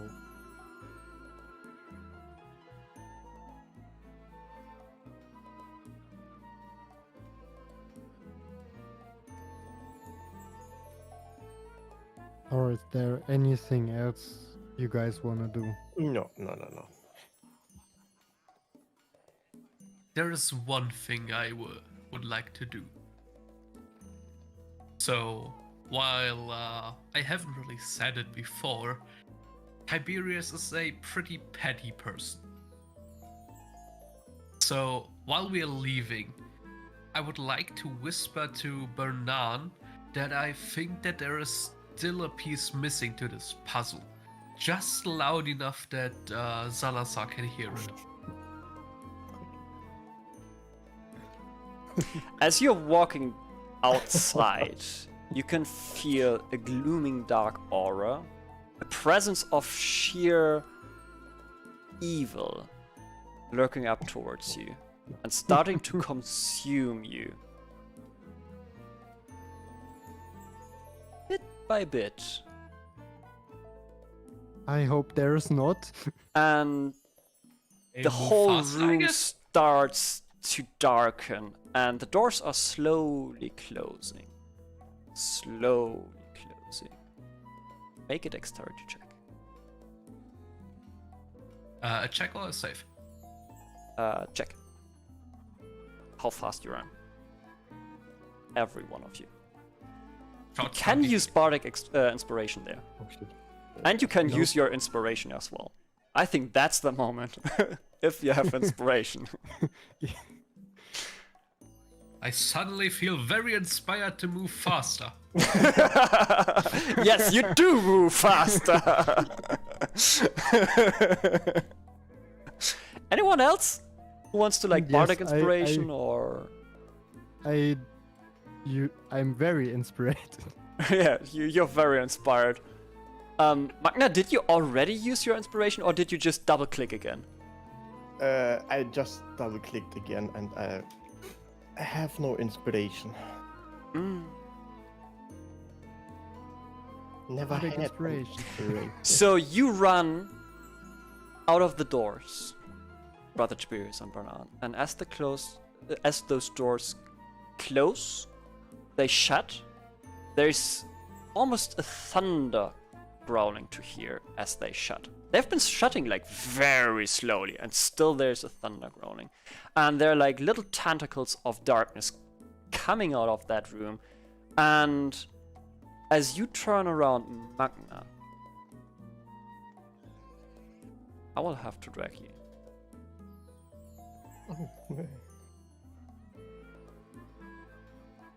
As you turn around and look into the direction of Salazar, you do see 3 figurines hovering above him, and the silhouette of Salazar is actually crouching and slouching over the desk. And for this now, you do need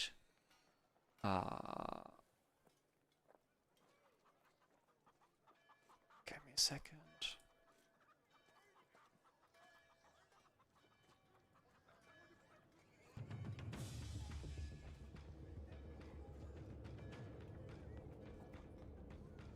You do see 3 figurines.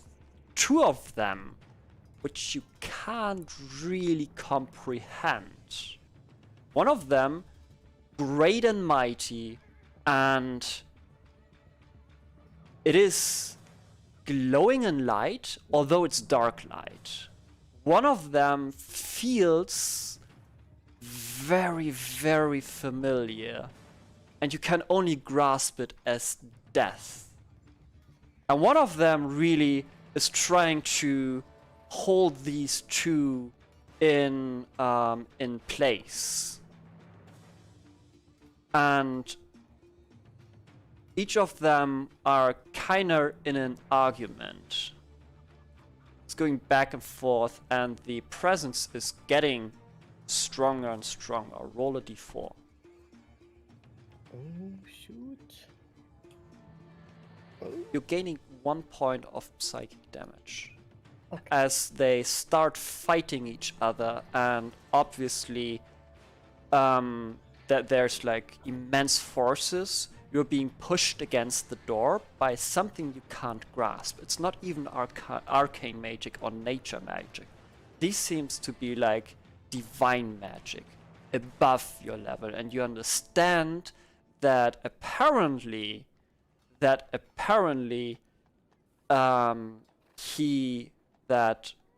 Salazar, that you guys are actually liking so much, or actually found kinda likable, he is now turned into something more real of him. He seems to be a shard. You've heard that before. Yeah. He seems to be a shard, and not 1, but 2.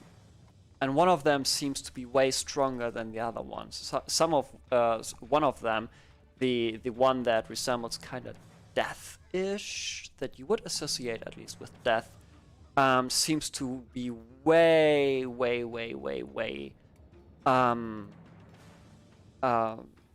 less powerful. Still, it is there, and it locks eyes with you. Make a Constitution saving throw. Oh, yeah. Constitution saving. You want to roll over 18. Ooh, that's very Oh, oh. good. You stand your ground, and you're looking dead bolt eye back, and the creature is now actually gliding up, and is coming to a halt right before your face, and the temperature dropped by at least like 50 degrees Celsius. It is freezing cold around, and you are actually starting to slowly panic. There's something you can't comprehend. There is like a creature that you can't see and really make out, and that creature is now coming towards you as well. With every heartbeat, it's getting closer and closer and closer. And the creature right in front of you is now reaching out for your face. And I want you to make another Constitution saving throw. Oh no, please, let me alive. Oh God. And it's touching your face.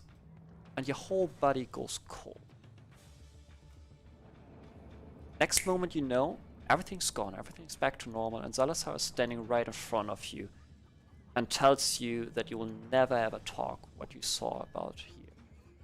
Never ever talk about to someone about that what you saw here. And that whatever power you may reside in you, want to hide as good as possible. And he trusts you that the scarab that you've actually put away will vouch for that. And then he opens the door, and everything starts to be normal again. And you kind of feel normal again. But you've been touched by something so deep and old as time that you still can't comprehend. This will have effects later on. Okay.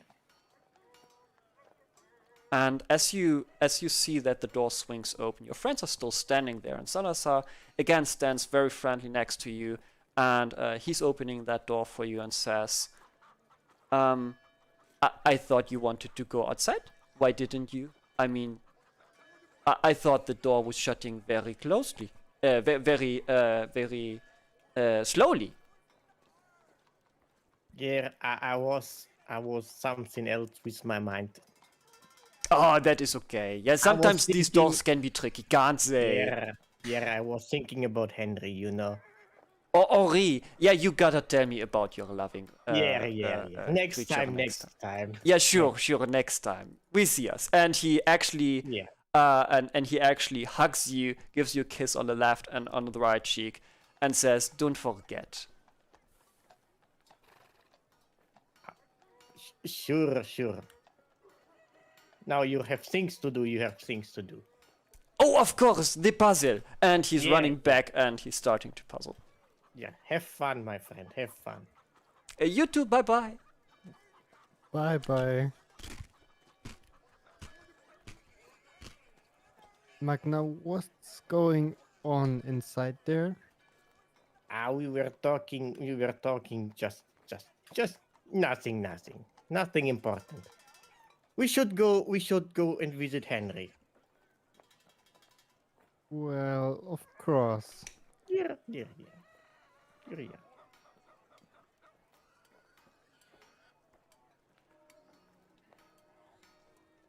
Are you sure you're okay? Yeah, I'm fine, and I'm walking really fast.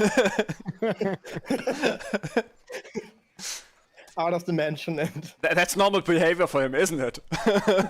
yeah. Come on, guys, stop, keep roasting him.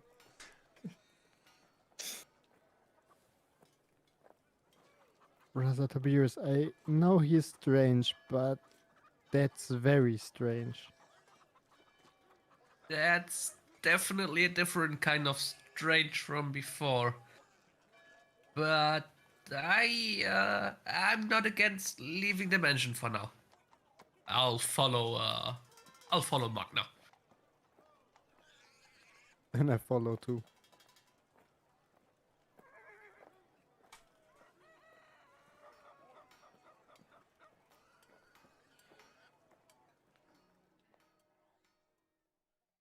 And on the way to Henry, Tiberius will constantly bother Magna about what happened. Magna will ignore all those questions and just talk about Henry and that he just want to see his rabbit again, and is sad about the fact that Charles is leaving for a while. Just changes the topic. Yeah, I'm used to that from Brother Humbert, so he will constantly nag you on that.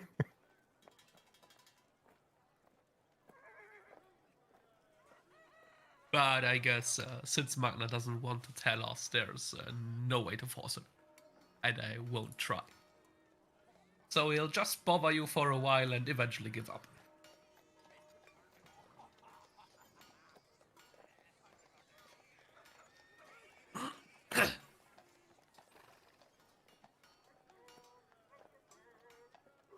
So then we go to Farmer Brutus' farm.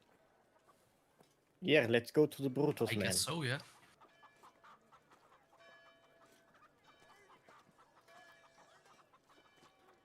Marco, you still there? Hmm. Okay. He's I falling need to note. asleep. I need to note things down. Okay. Note down things. That way around. Yeah. So you are actually reaching the farm of Farmer Brutus, and all those rabbits are now on the fields. And other than yesterday, they seem a little bit more sorted, just the tiniest bit. And Farmer Brutus is actually standing on the field and is working on those fields.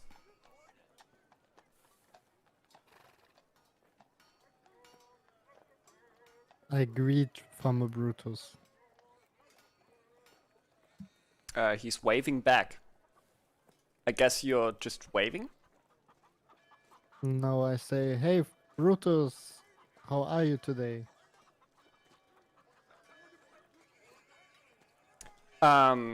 He looks over to you and says, "Who are you? Hello there. But who are you?" I'm Banan, and we was here yesterday evening, and we thought you were in danger. You were the burglars? Go! Fight them! And he's talking to the rabbit next to him. And it actually makes a move towards you.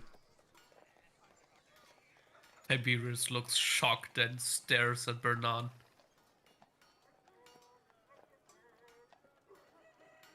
Well, Brother Tobias, you know, we hear something out of his house and open the door, and then some things falling on me, and Yeah, Well, and So we you took really my did break spear into away. his house? No, we were just going in to help him.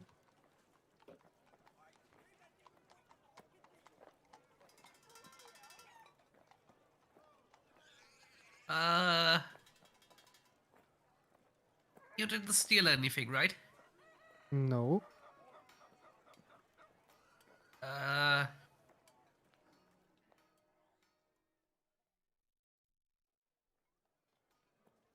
And Tiberius just goes quiet and looks back and forth between the guys and Brutus and the seemingly very much disciplined rabbit. That is now at your feet and it's just lying on your feet. Pretty much. I shall pet the rabbit. It attacks you with cuteness. Oh god, no, my only weakness. I'm allergic to cuteness. No!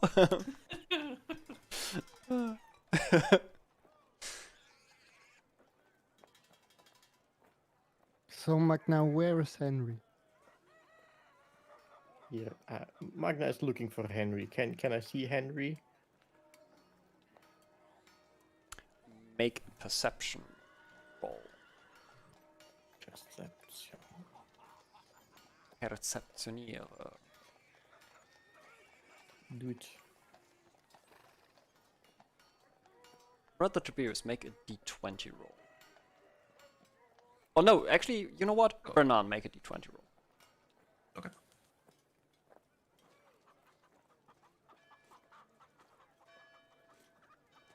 Oh, Ooh.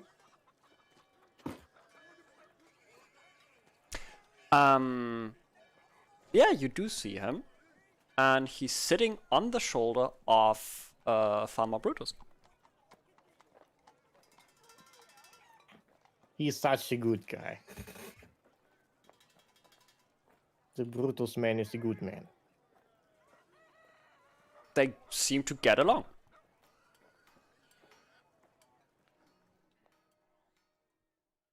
Yeah, I walk straight forward to them.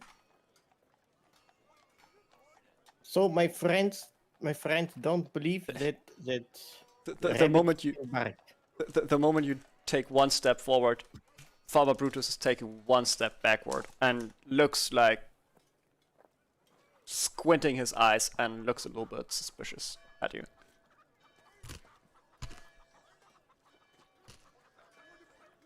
I'm a friend. I'm a friend of Henry, and as I can see, you are also a friend of Henry. Who's Henry?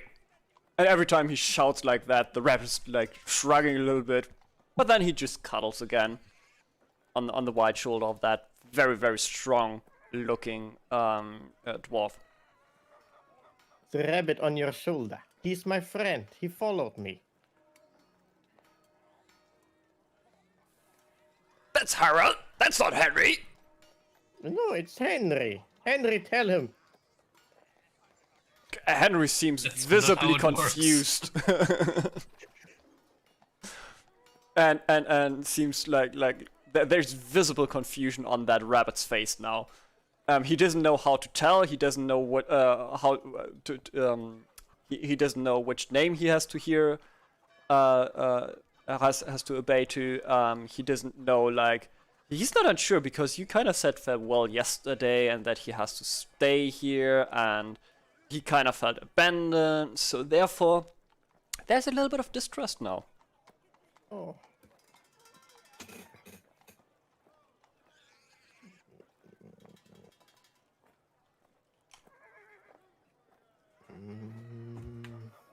Wait.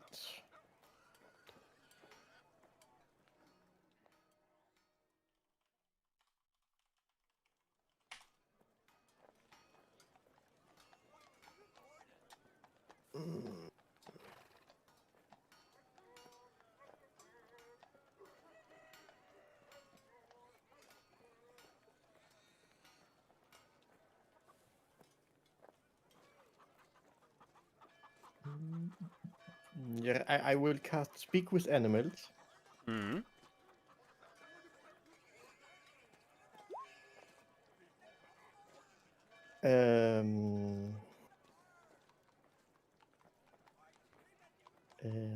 You're Henry, it's me, Magna. You know me. Tell him that you are Henry. Or show him that you know me. We are friends, right? He nods the head. Having learned from you practically that this means yes. And then he scratches his ear with his feet. That's my boy. He's doing See? what a rabbit does. See, it's Henry. And he knows me. We are friends. We can be friends too, Brutus man. Brutus man? That sounds Yeah. like a hero. I once have Yeah. been a hero. And then he strikes a pose. Oh, very, very impressive. Very, very, very impressive. And then he starts flexing, and actually his shirt rips. And this very, very old dwarf is fairly well built. He seems to, like, be really strong.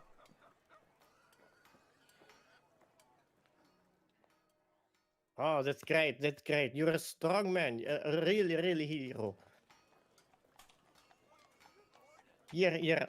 Just, can I come to you?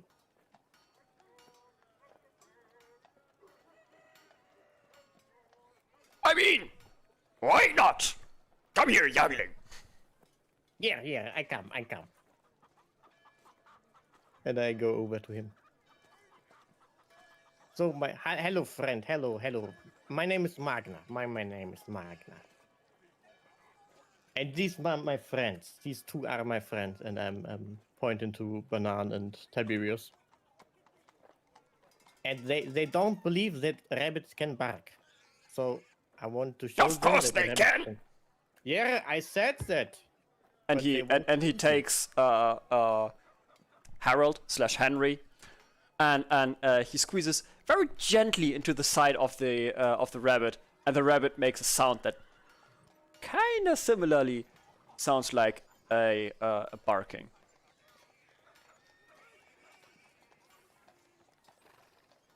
Ha! Do you hear that, guys? They can bark. I said it to you. Did I hear that?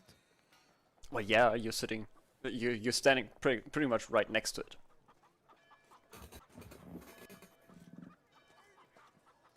Well,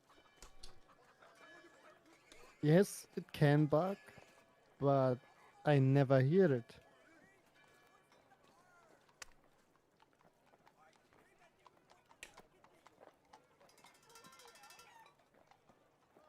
Well, Here, now you have. I need to work again. And then he starts now, like, with his swollen chest, he now starts ripping off the like the stuff that he was formerly using like tools for. He's now doing that, and he's doing it faster than like a young person would do. That is on average strength.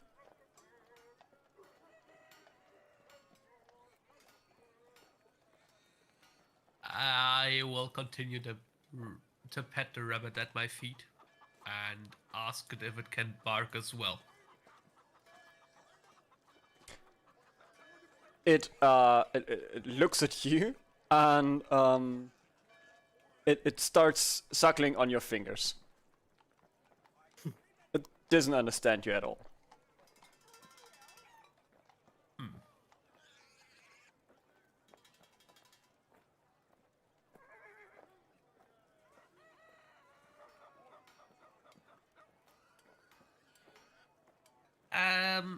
I guess not every rabbit can bark. Maybe. Well, but I mean, as they say, barking rabbits don't bite. Shall we go to the harbor? Yes, of course. Barking rabbits don't bite. Oh god. What have we come to? Sure, you go to the I harbor. mean, that's at least 30% your Yeah. fault. Yep. Before we leave, I want to talk to Brutus again. So I can see Henry is very happy here. Please,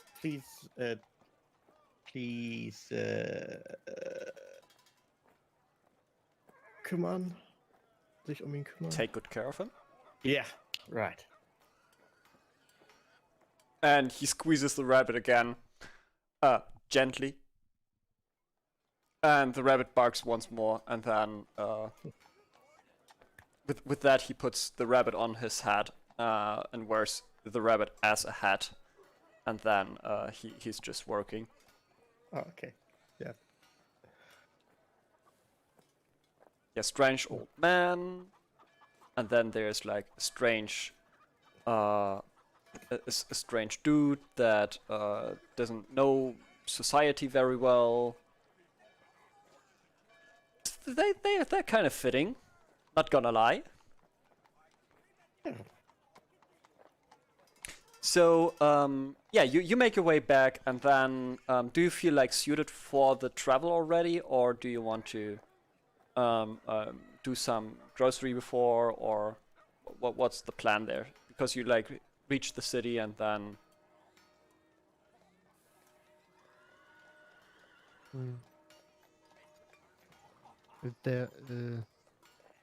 Is there food on the ship? Did we know that? yeah, it is pretty much like a cruise liner. It's not like a not like the Aida or something like that. Not like a cruising ship where you would have like pool on it. But for those conditions that they're having, it is pretty much a cruise liner. You don't have to work on the ship. You're paying for the travel really just, and for food as well, and maybe for like a recommendation and something like that. But yeah, you will have food on there. Then I don't want to buy anything. Alrighty. Yeah, in that case, I think we're good to go. Do you guys wanna like swap your inventory because you have left something in at your place maybe that you still wanna keep? Nope. Do you have anything in your stash where you're saying that you wanna carry that, or do you want to actually like oh wait a second, I forgot. Or do you want to yeah, do like some swapperoo there with the items? I would like to sell 6 pounds of bear meat. Give me a second.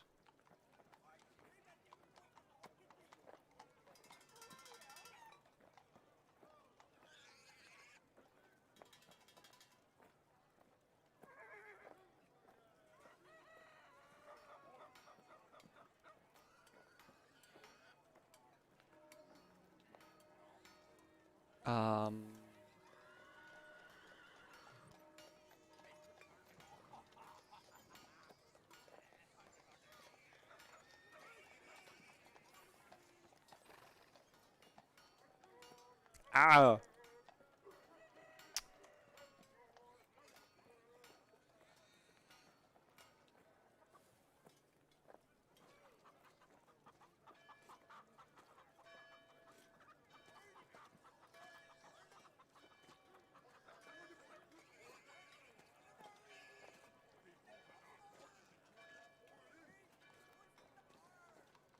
There we go. Okay. That one's the first one. You want to sell your bear meat. You want to sell your bear meat. And you get to sell your bear meat. You get like So that. for thanks. For the bear meat, you do get roughly 10 copper pieces, because quite honestly, it was not all prepared. It's been like fine. 5 days now, or 4 days. It's almost done. So yeah, you get some copper pieces. Yeah, no worries. I just don't want to have rotting meat in my backpack. Yeah, that's fine. That's fine. And I've actually put your reward into your reward back into your inventories now, or I'm putting it right now into there. An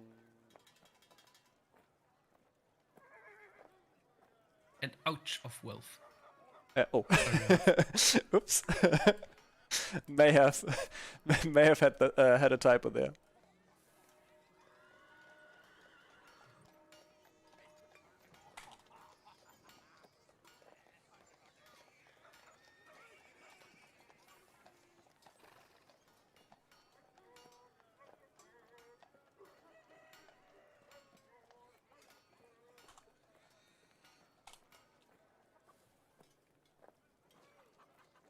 There you go. Just saying, remember that gold weighs something as well, and that's how I calculated the weight of your of those items there. And then yeah, if you're done selling stuff and swapperoo stuff, you can actually, if you want to go, then you can go. Let's go to the harbor. Let's go to the harbor. Actually, well, because you haven't heard it before, you have the stuff of swarming insects now, which requires attunement. Magna, something I forgot to tell you. And as I've opened it right now, you can actually read through it, and maybe copy paste it into a text document or something like that, or look it up in the compendium, because that's quite a cool stuff there that you've got. You can be attuned to 3 items. Okay. And attunement basically means that you take some time to attune to it, and then you gain the benefits of those attunements. Well, fascinating, right? Cool. So we're going to the harbor. To the harbor, right? Do you want to pass by? I was about to say Henry's place. Nope, Humbert. Thanks, Humbert's place. Come on, why do they start with H? H. Anyways, do you want to pass by there, or do you just want to go?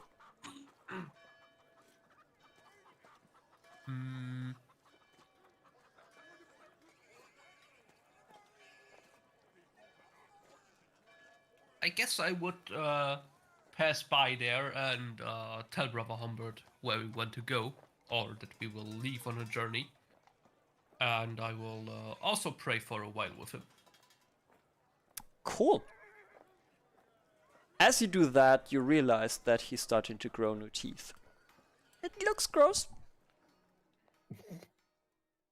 Well, it's better than having no teeth. Considering that he is a gnome as well, yeah, a gnome as well, he shouldn't be regrowing teeth, usually. I will not question it. That's good. You're doing progress there on believing. Indeed. Yeah, that being said, you're praying. Magna's trying to still get out the stick out of the floor. He seems not to be able to still. I will help him. Magna, make a history check. A history check. Hmm.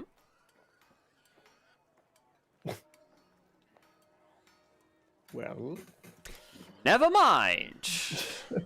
it's a stick. Bernan is helping him as well, and every time you Magna, you do get the idea what this is.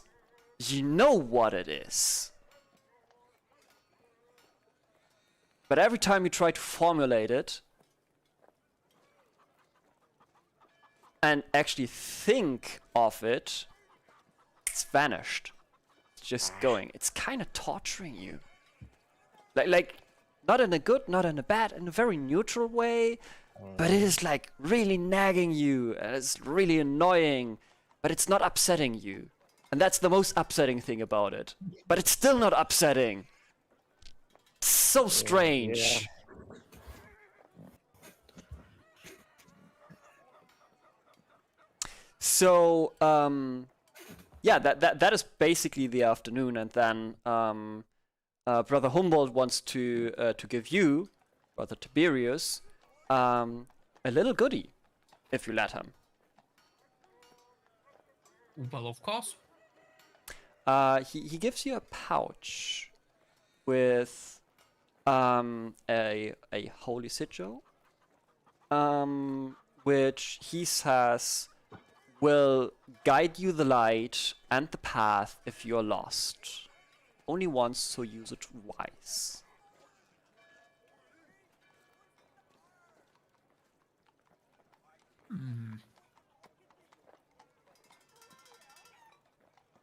You may or may not need it. Okay.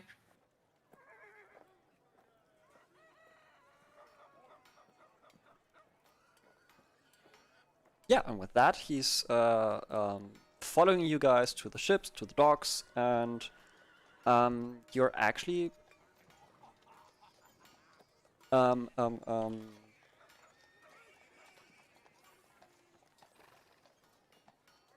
you bought the ship, and you're paying the fine of actually 50 gold pieces, unless you want to bargain, And with that, you will set sail. I will definitely try to bargain. Try to bargain it is. I have never possessed so much money in my life, and I am not about to spend it all. Sure. Roll a persuasion towards the guy who's standing there collecting the money. Bardic inspiration. Easy. That guy is very persuaded, and he still shakes his head.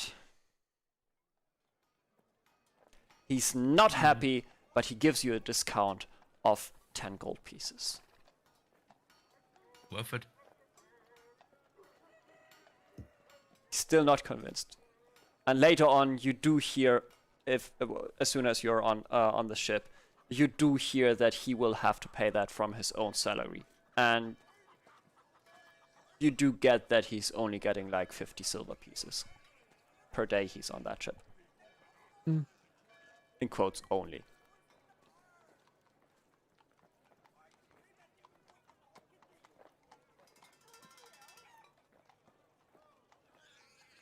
So then let's sail away. Sail away, sail away, sail away. Sure. We sail away. I will have to get a new sound for that. New city. Bloop. But we are on an easy travel here. And while you are now here, you're actually slowly but surely making your progress. And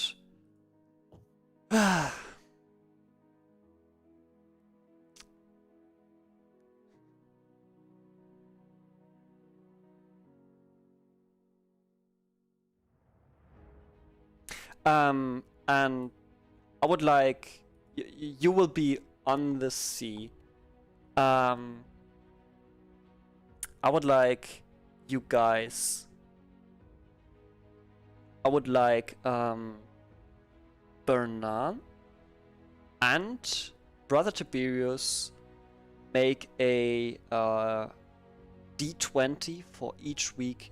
Roll a D20 for each week that you are on the ship.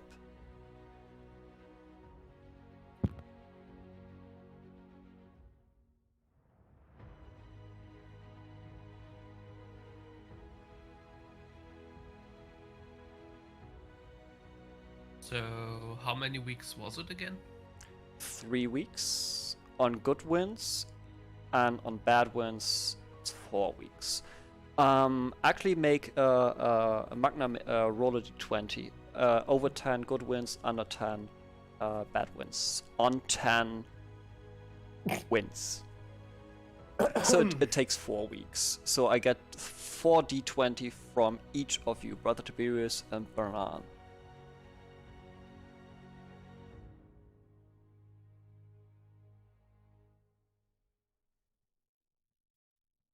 One more, right? From each of you. 4 rolls from each of you.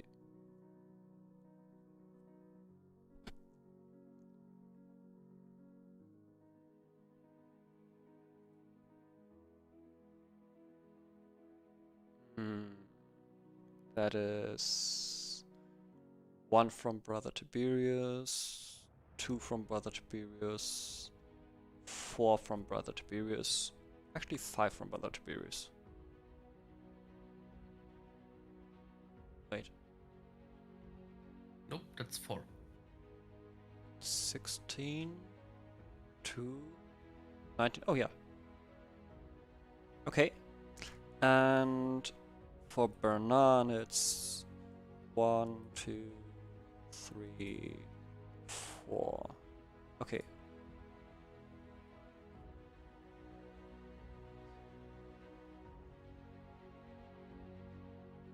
One, 2, 3, 4. Bernan actually rolled 5 times. 4, 6, a 2, an 8, The 6. and a 6.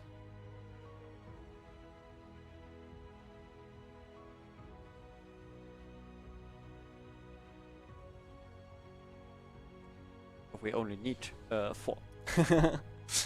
Okay, so good things and bad things. And good things and bad things. First week's pretty much... Well, it's the sea, and this is like commonly known waters, and there's no like piracy going on these ships, because those cruise lines have been like fairly well guarded from the beginning on, and also there seems to be an arrangement with the pirates, because you will know soon. Though in the first week you're really sleeping very bad, Brother Tiberius. Like very poorly. You're having nightmares constantly. I would like you to roll. No, I would. In that case, because we're doing fast travel here, we will not do that this way. You will gain a point of exhaustion for the first week. Second week's all fine. You will regain that point. You will lose that point of exhaustion. Third week is pretty much the same again. You're having these weird, wicked nightmares. People around you are kinda dying, but they're not. There's like rotten flesh, and you're basically processing what. Could you please not? Could you please not do that, Kitty, right now while I'm dungeon mastering here? Could you please not ignore me? Thank you. That's a good kitty. Just throw the cat away. So second week, again, like there's nothing really happening. Third week, you're making really good progress there. The winds are now on your favors, and there's these strange nightmares again. Again, you're processing all that Salazar has told you about those ghosts, and you never thought that ghosts were real, but they are. But they're anything but you've imagined before, and this is like really, really creeping you out. And you're telling the others about those nightmares, and they don't really believe you until they don't really believe your nightmares because they're so wicked. Until next week, you're having still the you're recovering from those exhaustions, but until next week, all of a sudden, Bernan is starting to tell of these nightmares and these strange bizarreness that this still feels like it's not really threatening, but it feels like there's a key to immortality, and it's all so strange and bizarre, but it is still a nightmare, and he will wake up like every night in this week. And as you reach the harbor, he has a point of exhaustion, which will only after a week fade away. And this is how you guys are actually coming into the new region, Tathriel, and you guys are reaching it in the very south. The harbor where you're landing is pretty much a similar village to where you have left off, called Trudmeras. But it is all more improvised here. There are actually tents, which they call buildings. They are like huge tents. They're like even tents where there could be like a whole town hall in there. But this place is too small to have an actual town hall. They're just preparing kinda. But then again, there's these tides, and they get really close to that place. That's what you already got on the ship. So they've already told you to, if possible, march already towards towards Tandril, Tantara, not Tandril.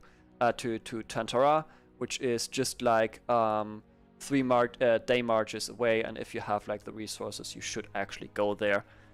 And yeah, therefore, you can actually reside in that first place. It's fine, and you will be secure most likely, but still sometimes the tides are getting really close, and you will not have as good of rests in the night as you may have somewhere else. And with that, you're practically now in Tretmiros.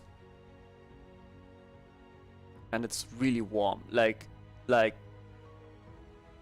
there's everywhere there's sand, and it is like the it is like how you would have imagined it as Salazar told you, that there's like lots of heat and you want to have like heat protection with you, but also you want to have like piercing protection because there may be like piercing enemies here. This is pretty much what you would have envisioned when he talked about that.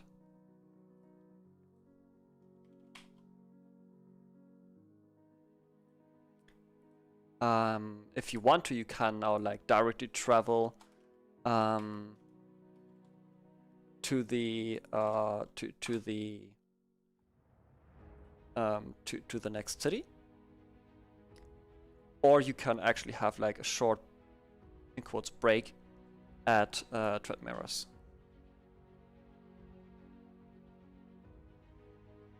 Also, your So map. how's Banan doing?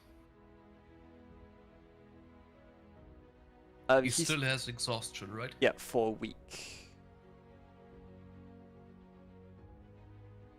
For a full week.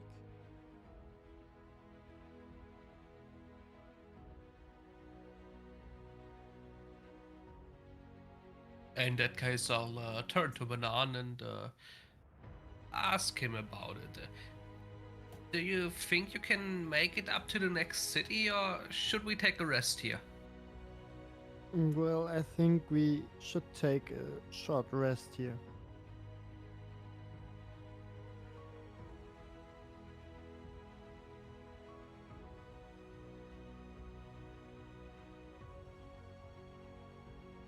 Well, in that case, you guys do take a rest, and it does cost you for like. Do you want to take like a week's rest, or do you want to like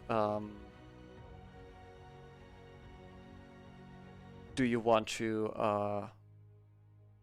take just a couple of days? I guess it's a week then, most likely.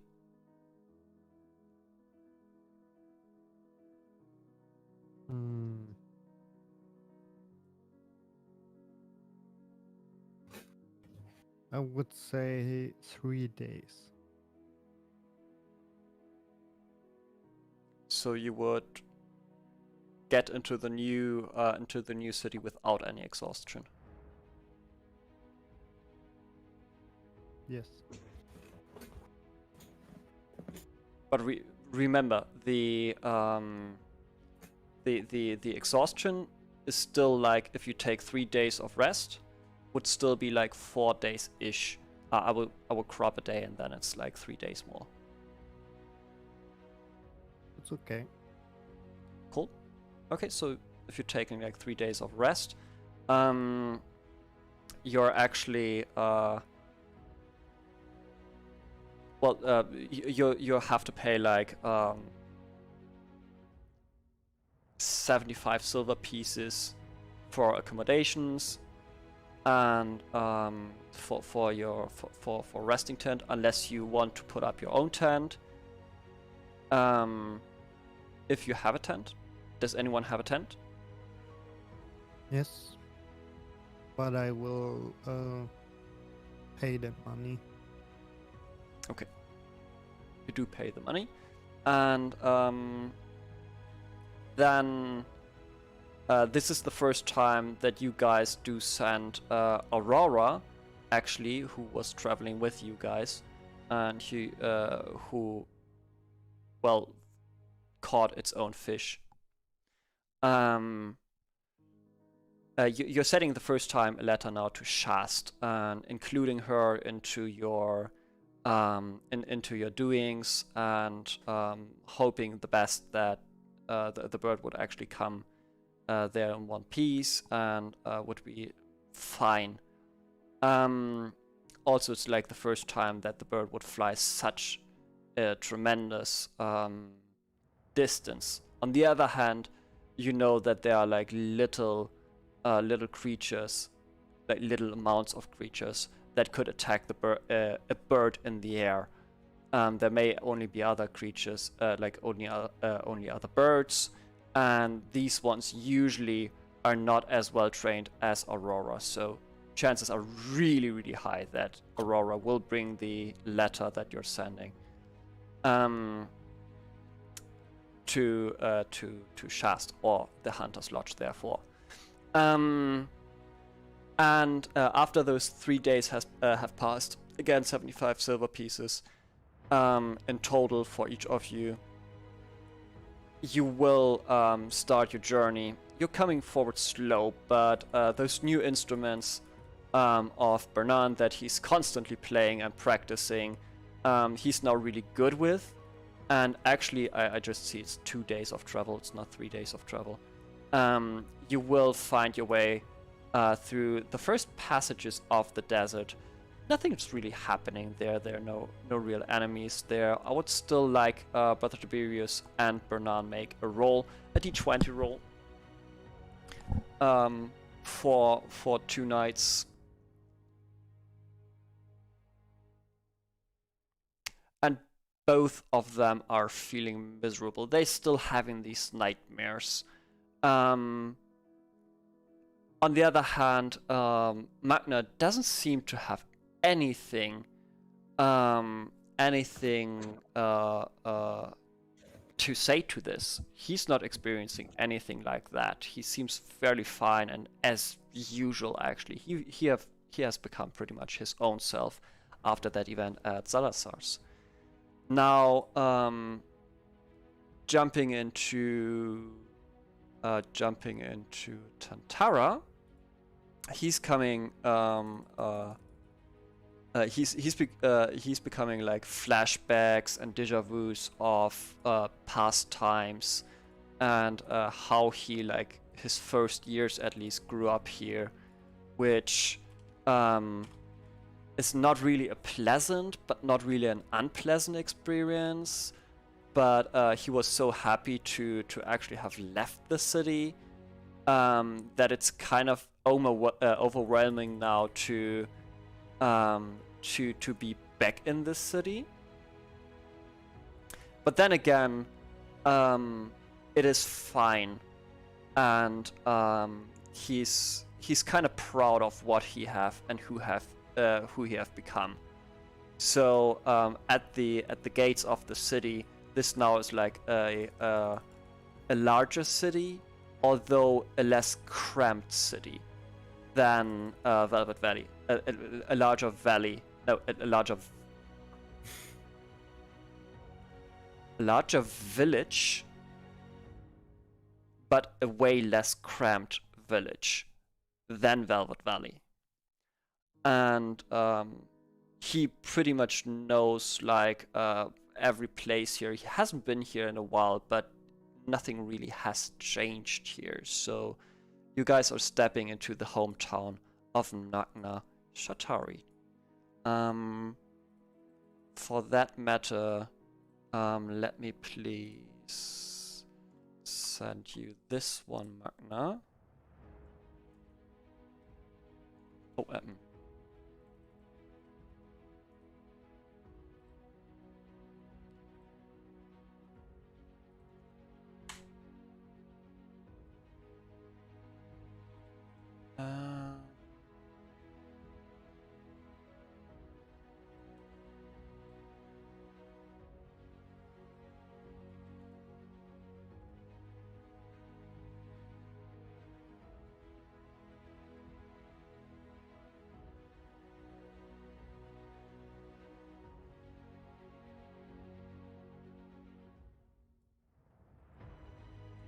Yeah, those are the places that you practically know.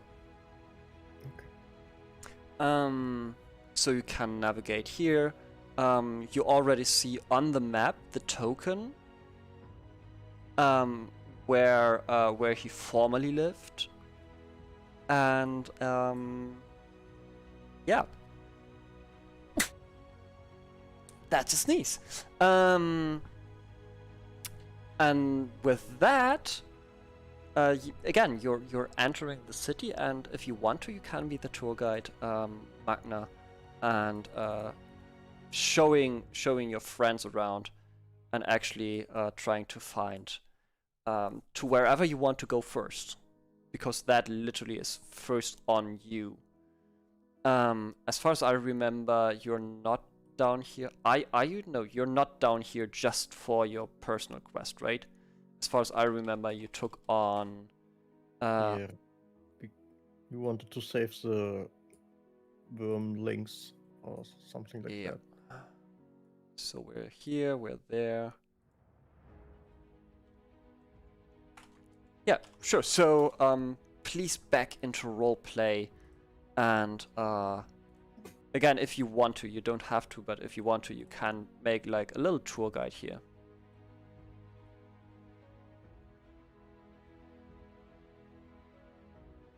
Here. Hmm. Welcome to my home city, my friends. Isn't it wonderful here? Village. I have to correct that, because otherwise someone will tell me, well, you have said it's a city, and I say, no. Yeah. Yeah, you haven't been here in a long while. Even you can feel the sand between your teeth. Yeah. Certainly something you haven't missed. Yeah, the weather. It's so hot. Well, it's very sandy here. Yeah, it's a good thing, right? Right? I don't know. So, what can you tell us about the city village? City village. This village. Yeah, we'll have the same sounds for now, as in Velvet Valley. Oh, we are back. It feels like home.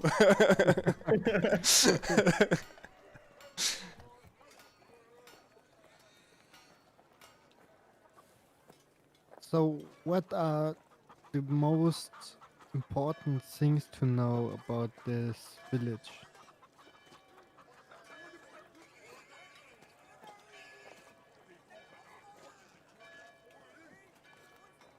Well,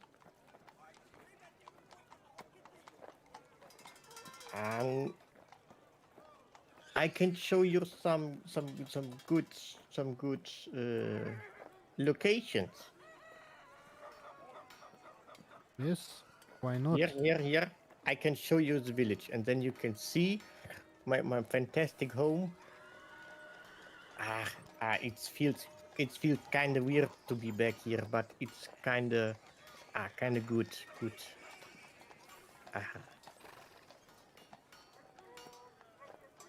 Let's go. Let's start with the market. Let's go to the market.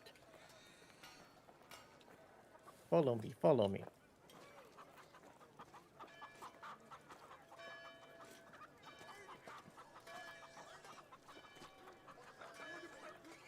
So that's the market. Yeah.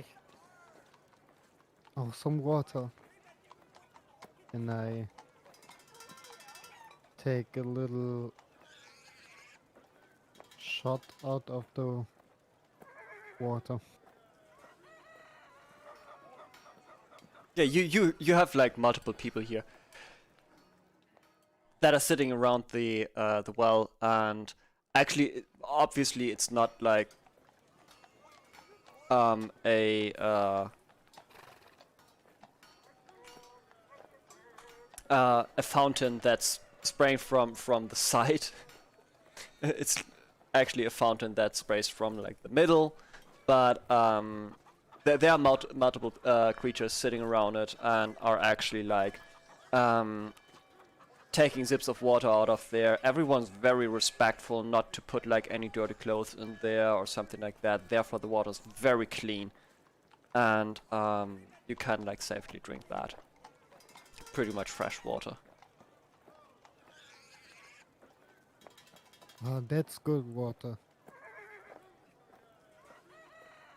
So, what kind of goods are trade here on the market?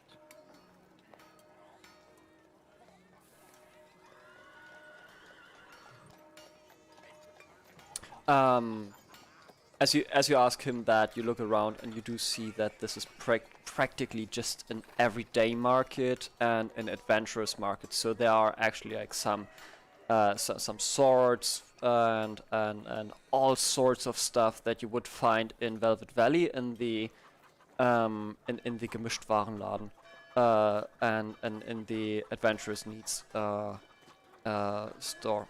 So pretty much from like food and ratios to tools for gardening and such, or for like expeditions. And there are like multiple stands with like different weaponry or armor. This is pretty much like the everyday average market that you would expect in a city. So then I go over to this stand. And I look what kind of food there is. Fruits and vegetables. No meat.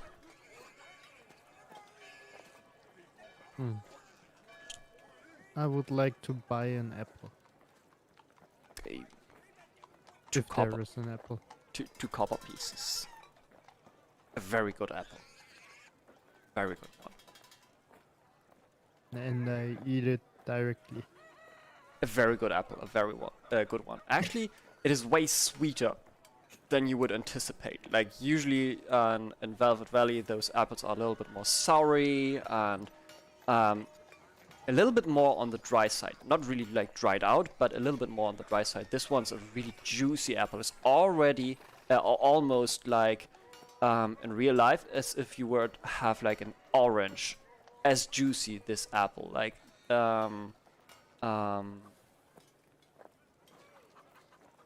if you know a pomegranate apple. Apple. Apple. A pomegranate apple. That's the juiciness without the shell itself, and without obviously the cores, like the kerne, and therefore pretty much more the same pulp, the same Fruchtfleisch from a normal apple. And pretty much a pomegranate apple is how it tastes like as well, but in a normal apple shape form. That's a very good apple, Magna. Yeah, they're very sweet. It's very sweet and very juicy, right? Yes, it is. Yeah.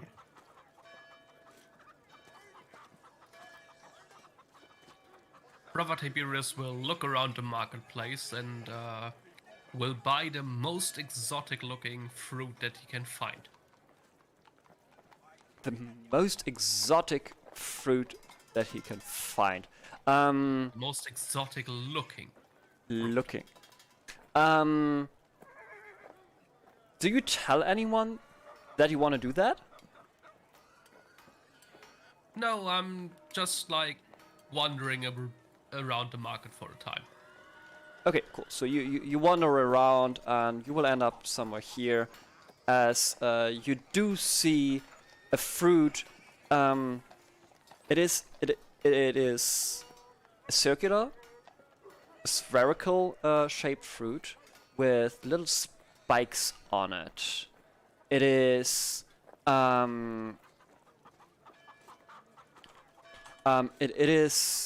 it is purple, and within these spikes it has little cloud-like reliefs, Gravuren quasi, engravings, kinda. It sure does look really, really interesting and really exotic. You certainly have never seen something like that. That's something that they don't bring up into your lands.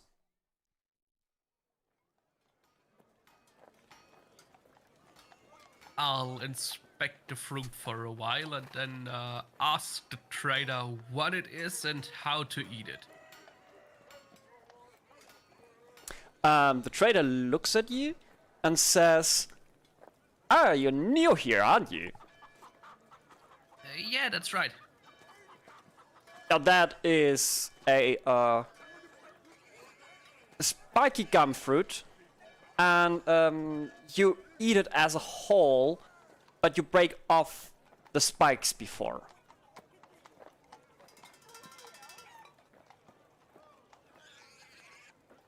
Ah. What's it taste like? Hard to describe.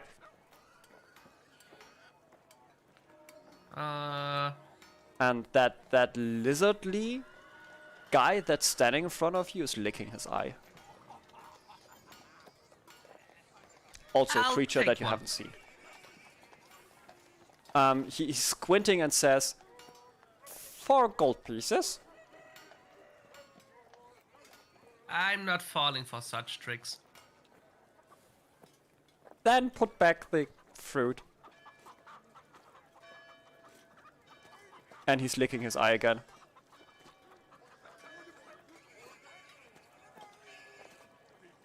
Tiberius stares at him and licks his lips. He licks his other eye. 2 gold pieces. He bows down and says, "I will give you this one for 2 gold pieces." And it looks pretty much the same. Pretty much the same as your spiked gum fruit, but without the spikes. I'll take another look at him. You already cut the spikes off? Not really. So this is a different fruit. The witty. Bless you. Now you are very witty.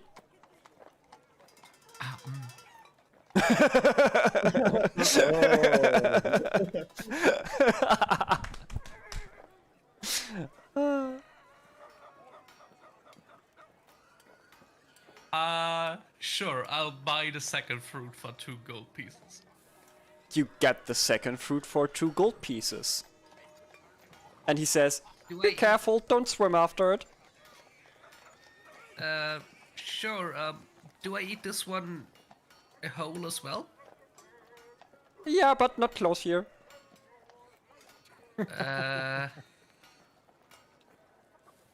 Thanks, I guess. And I'll turn around and look for the others. Yeah, you. What have the others done? You've been wandering around like for 5 to 10 minutes or something like that. But probably this is like the spot where you will actually sit. I'll take a look at the swords. What you just bought.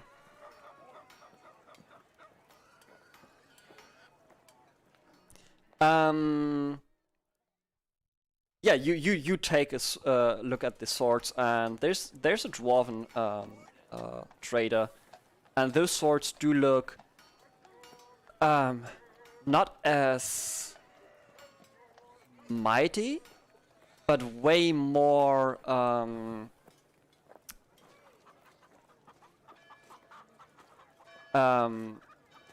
filigree, delicate, as the swords that you're usually seeing way up in the north. So the people here seems to be working way more with finesse.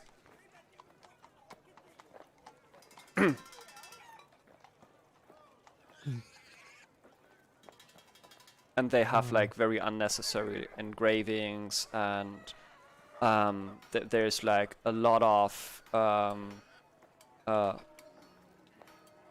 lot of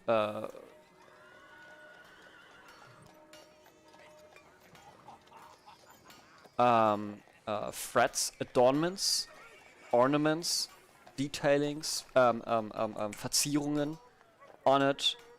That just makes it beautiful. They don't have like any purpose or something like that. They just have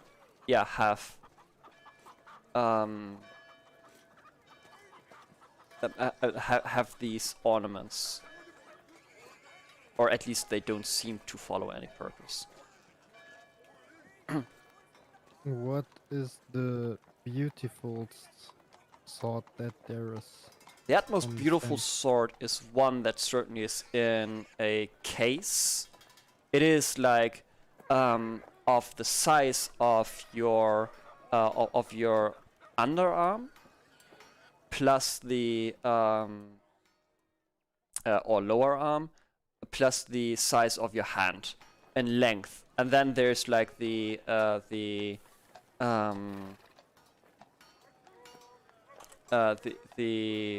handle to it, the hilt, which is like beautifully made up, and the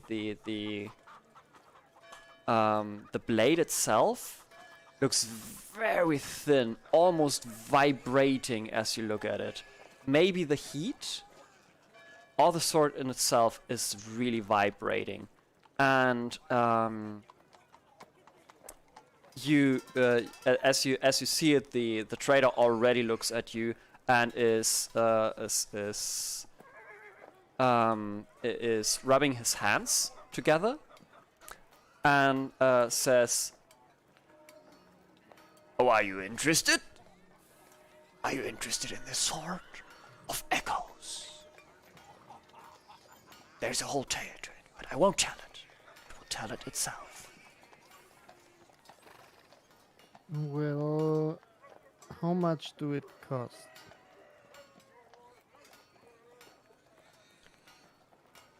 For you, my friend, it's only 125 gold pieces.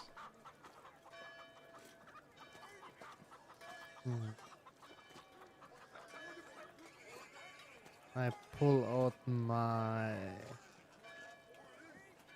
scimitar and say to him, how much gold I get for this one? He takes it over and he looks at it. He weighs it a little bit, and then he says, "Where did you get this?" Well, I found it. Well, I'm not asking whether you've like stolen it. I just want to know which region of this world it is. Yeah, I've seen works like this, but certainly they are way up in the north. Why would someone carry his sword so far down here?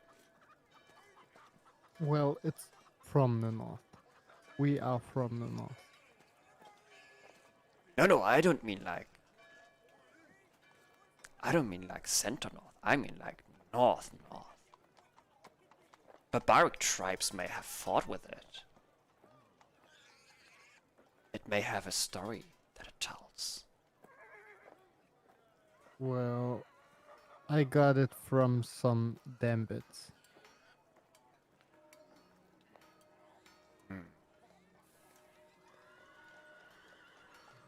I can give you 50 gold pieces. That's very rarely seen here. Deal. And he gives you 50 gold pieces and takes your scimitar.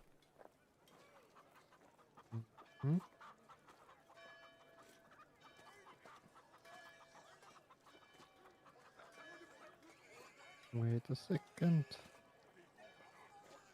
So back to the sort of. Echoes. How is? The Yes. Sword of Echoes. Don't say its name too loud. It tells an incredible story. It's just 150 gold pieces. Wait. You say 125 before. Who, me? Yes, you. Are you saying I'm a liar? I say you say 125 gold pieces. Yeah, that was before I knew you had 50 gold at least.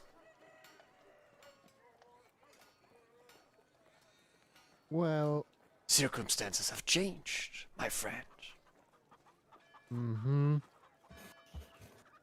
So you will not buy this to me if you are getting 150 gold pieces. I take it for 110 gold pieces. Oh, I will sell it to you for 155 gold pieces. And he tries to persuade you.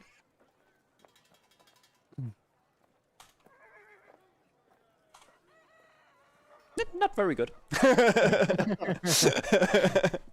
I say to him, well, I give you 95 gold pieces, and I try to persuasion. Sure. He thinks a moment, and then he says, "You know what? You may struck a deal here, my friend. The Sword of Echoes. Today in a special price, only 125. 125 gold pieces. Buy it now or never. And that's a real deal. 120. 124 and 9 silver pieces. 124. 124 gold pieces and 1 silver piece. Oh, come on. 124. I'm already making 50 gold minus with that. Well, You don't want to rob an honest man, do you? I take it for 100 gold pieces. Yeah, we will have no deal here. And he puts away the, and he puts like a blanket over the sword. Well, then not. Wait. This man sold you a good scimitar, my friend. Now you can make him a Yeah, good he price. did, and for I his- gave him like a good price for Here, that. here. My friend. He's a poor man, and now he gave you his last sword. How should he defend himself now? He looks at him, and Bernan still has his like loot on his back, and like he has the bongos on the side, and he's like, "I'm pretty sure he can make his money."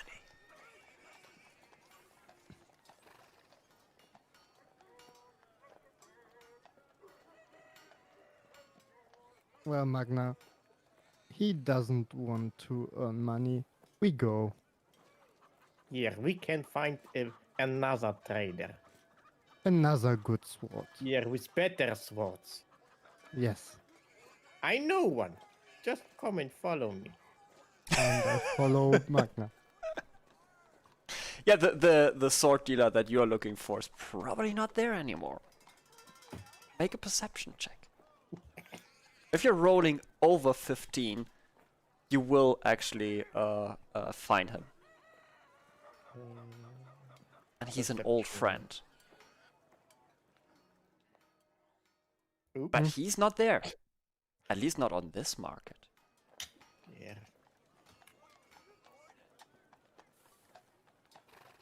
Is just the trader gone? Well, yeah, this whole stand that he had, and that was like a remarkable stand, and that was like quite unusual that it was at this location here already back then. That's not here anymore. But as you see, like that lights are slowly turning on, and those are like phosphorate.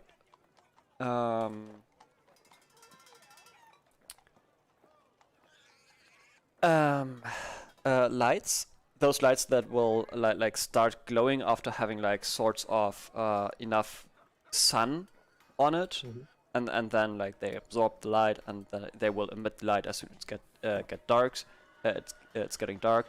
As soon as you see that happening, you know that it's getting dark here very late. You know that you slowly but surely should get to your place where you want to rest, wherever that might be.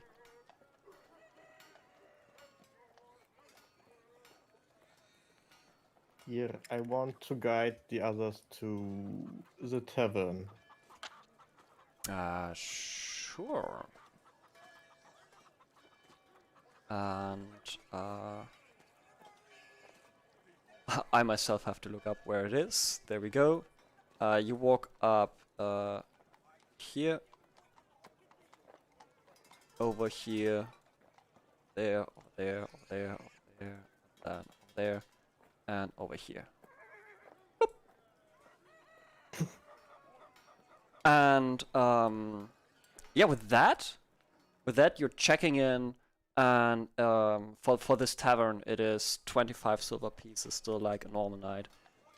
It is like a little bit more expensive down here, but people are more generous in handing out money as well. Not as stingy as the people from the north. That's how they claim to be. And that's what they're taking pride in. And with that being said, we will end today's session. As you're checking in, again, like for every night, it will be 25 silver pieces. And I hope you enjoyed today's session. 2 new maps that you have seen, or three changed maps actually. No, 1 changed map and 2 new maps. That's it.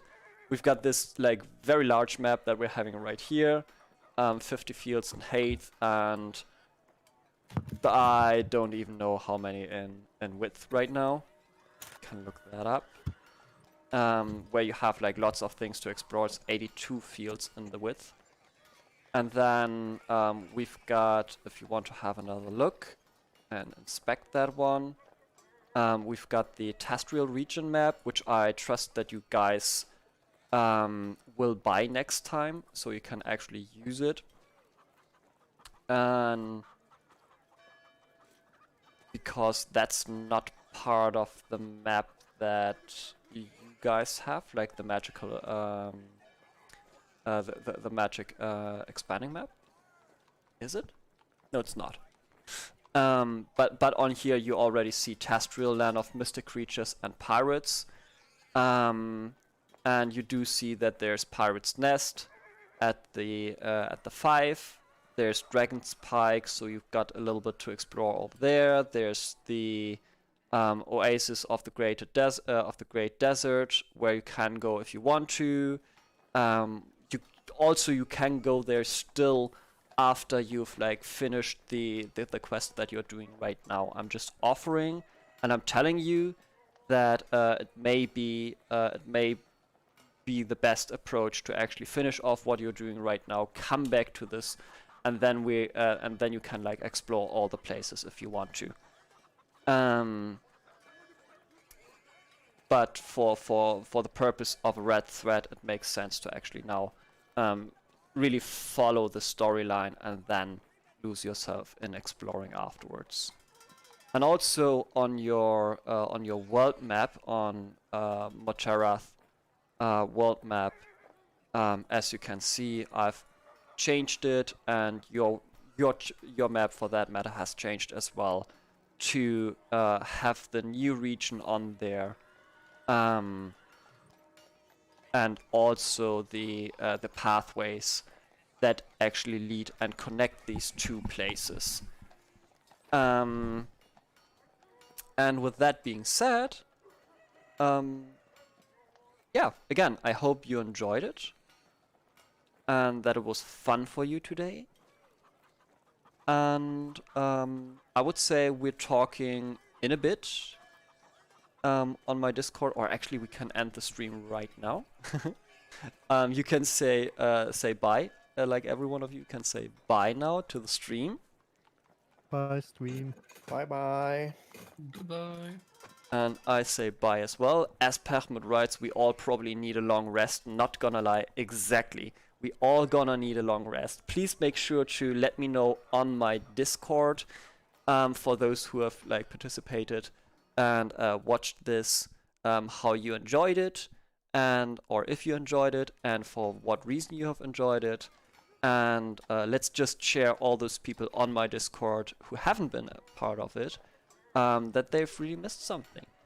And yeah, with that being said, bye stream.